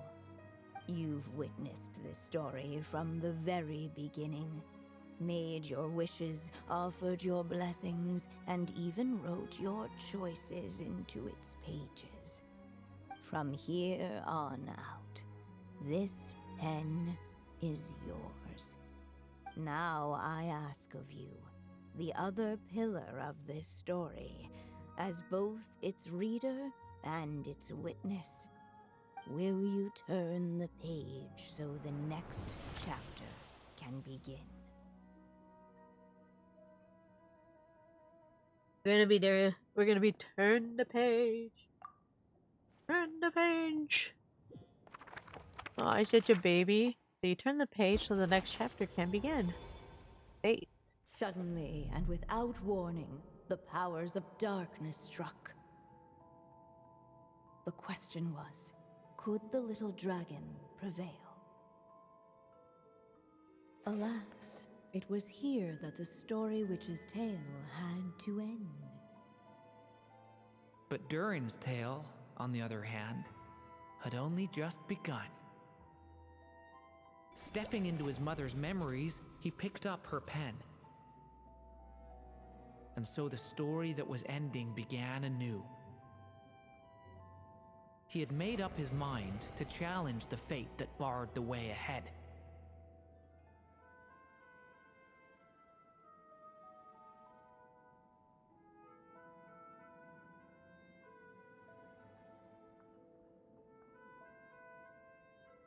So yeah, we're gonna turn the next chapter. Looks like this is the final step. A chance to strike back at fate?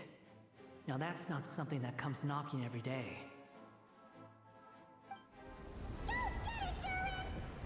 Yeah, buddy, go get him.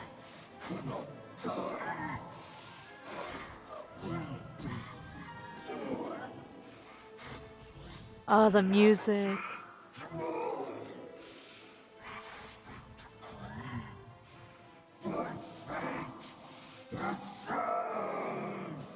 Oh, down, Durin.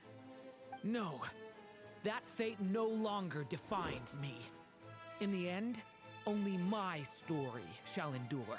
Yeah, tell him, Durin. Oh, we're gonna fight. It's been a bit since we've done this. Come on, buddy.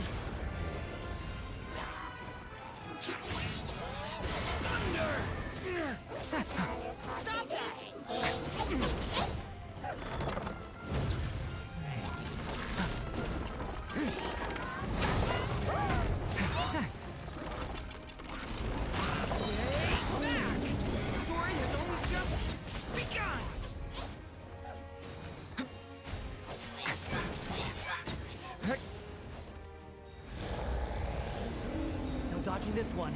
Here, I'll help lift you up.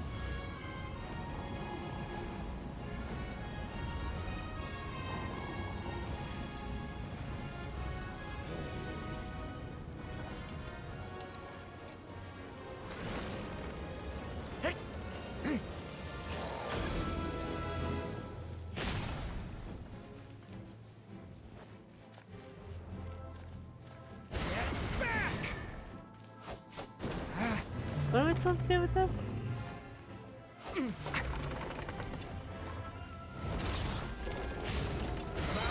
my story shall endure. There you go.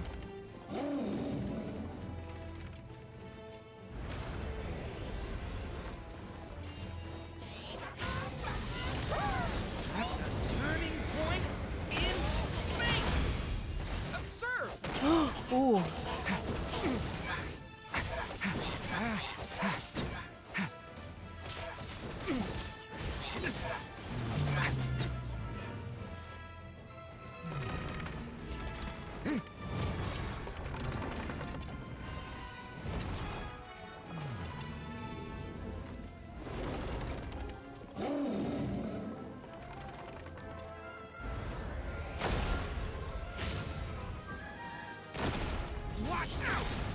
Oh yeah, I gotta dodge. Looks Ow. like there's nowhere to hide. Here, I'll cover for you.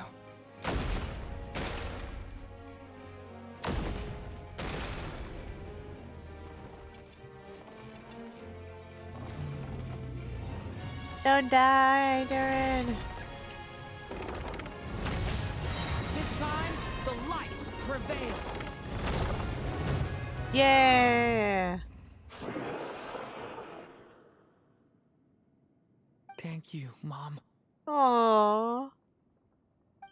And so it was that Durin defeated the darkness and rewrote his fate. But his story is far from over.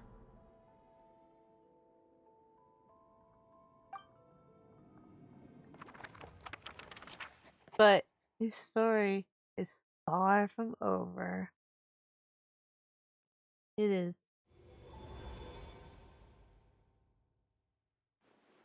Is everyone okay?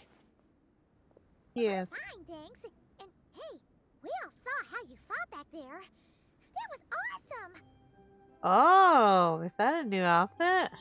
It looks a lot more free. I have to admit, I do feel like something in me has changed. Oh, look at his I owe you all outfit. so much. Without your help, I don't know if I could have ever made it this far. Just a shame I could only help out from the sidelines. Like I said before, it's not every day that you get to put fate in its place.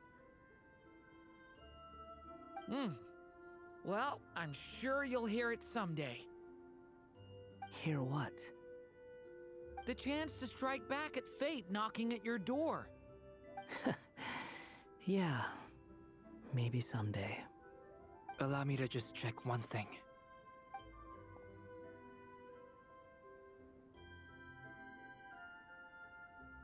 Yes. The abyssal power within you has stabilized again. And those strange symptoms you were experiencing seem to have completely disappeared. Oh, thank goodness!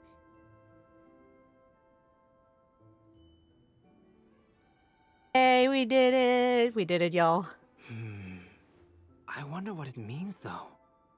Aside from the principles of alchemy, what other law of this world governs his being? Look, it all turned out fine, so just leave it at that.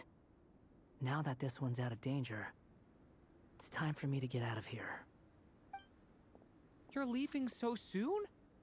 Don't humans usually throw a party after something like this? A party? Do I look like that kind of guy? Anyway, come find me again next time you're in trouble. That's what friends are for, right? Some people never change. In a way, though, he is right. This is Durin's moment to celebrate. Not the time for academic discussions. Hey, I don't blame you for asking. And honestly, I'd be perfectly happy to talk about it. It's just, I wouldn't even know where to start. It's all right. I'm sure we'll get a chance at some point. After all, your story's only just begun. All right then. Traveler and Paimon, we'll part ways here. Okie dokie. Given the extraordinary nature of the things we witnessed today, I need to make sure it's all recorded properly. Yep. Okay, see ya! Good luck. See ya. So, it's party time next! Huh?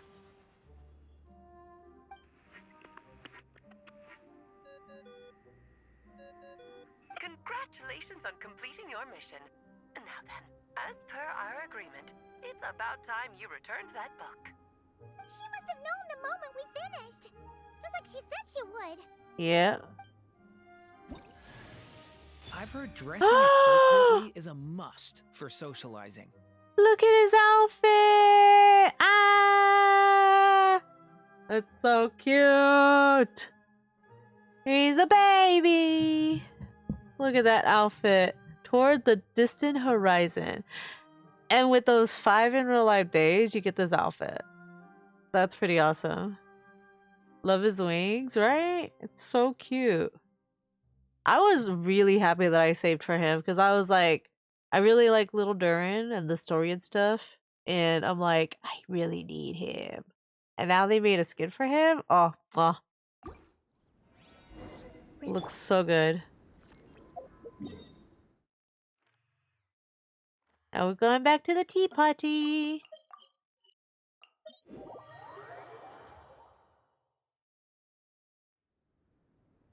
Alice! Oh, my writer and witness. It's been quite the journey, hasn't it? You had special plans for the traveler from the start, didn't you? But of course, that goes without saying. For a story to live on, it needs both a writer and a reader. True. Only then can my magic take effect. I chose the traveler as the witness because of the special nature of who she is. It's not easy finding someone with that kind of background, you know. For a moment, I even considered taking the role myself. Well, you were the only one who understood what's going on. At least it made for an interesting story, right? Huh? Auntie! What are you doing here, tone-deaf bard? With the Hexen Circle carrying out such a risky experiment in Mondstadt, it didn't cross your minds that the Animo Archon might be slightly curious? True. Sorry for the trouble, Lord Barbados. Think nothing of it. I dare say the Animo Archon quite enjoyed coming along for the ride. Now then, as agreed, let us see the fruits of your labor. Here, please take a look. Well. Somehow, despite all my careful planning, it still turned out to be full of surprises. It never even crossed my mind that Rhindotter's child would be capable of handling that kind of alchemy in her stead. When he asked for help with the materials, oh my, I nearly couldn't believe it. If only the others were here too, we could all celebrate together. I'm right here, you know. The only one who hasn't responded is the one busy stuffing her face over there. Is that you, Barbie? A little late to the party, don't you think? Come here, child. Let me take a closer look at you. Aww. All right, Aunt Seer Witch. Here I am.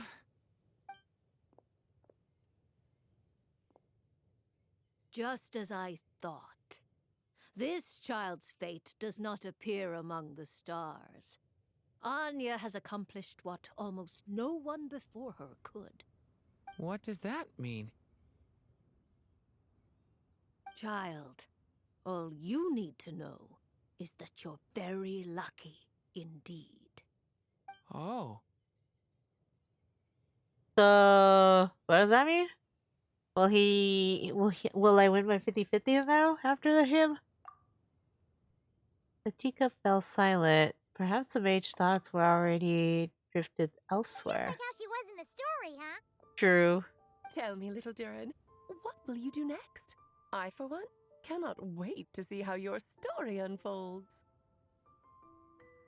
Well, there's so much I want to do. I'm not even sure where to begin. True. How about settling your most recent regret?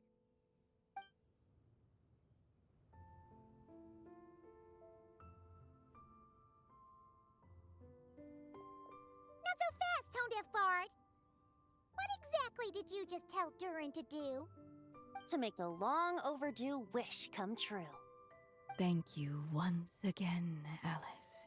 How much time do you have left? Aww. I believe these should be my final moments. Aww. Just enough time to say goodbye to my dearest friend. This feels like having to say our final goodbyes all over again. I don't like it. Not one bit. Aww. I don't know how to respond to that. Strange. You were always such a cheerful figure in my stories. I even dubbed you the Merry Witch, you know. Oh, please. You know full well it was your stories that first taught me what true pain and sadness felt like. Aww. Aside from saying goodbye to me, shouldn't you also leave a few words for the child? Since the book will be his to continue, why don't you write him a little parting note? There's no need. His mother already did that long, long ago. All that remains is for me to convey it on her behalf.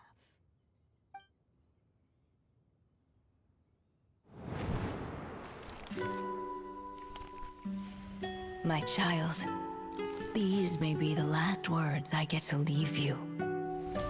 I've always thought of the characters in my stories as my children, loving each one of them, just like a mother would. But you are the most extraordinary of them all. You alone can defy the fate of this world and write the perfect ending to my story. You alone shall leave these pages for a future I will not see. Still, I say to you, fly, my sweet child. just like a forest breeze, yearns for the open sky. Head into the unknown and seek an adventure to call your own. If you meet a dragon bright as 1,000 jewels, dance through the air together. You are not alone, for this world has accepted your place in it. Do not lose heart. You still have many wishes left to fulfill.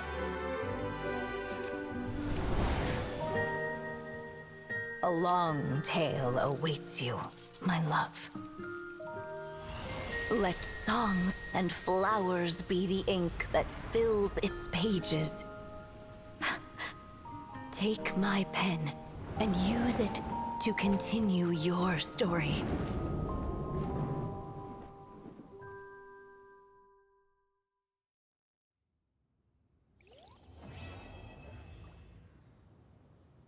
You're not crying. Someone's cutting the onions. That was it. Oh my goodness. That was a good 5 days. That was a long 5 days of questing. And now Durin, this is regular form, as you can see his form. And now has another form. Now he's all glowy. I've heard dressing appropriately is a must for socializing. Like, I noticed like his wings are a little bit light on there. Looks so cool. See what the other one was. And then also he has like 3 little things on the head and stuff, so there's like a little bit costume change there. And also his tail! Look at his tail.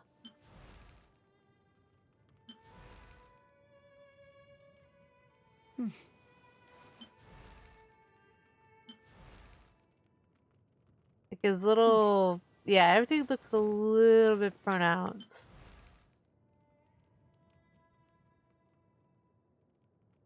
Oh my god, that was a really good story. Yeah. Look at him. He's such a baby. He's growing up. Look at him. You're doing. And he had to say goodbye to his mama. Oh.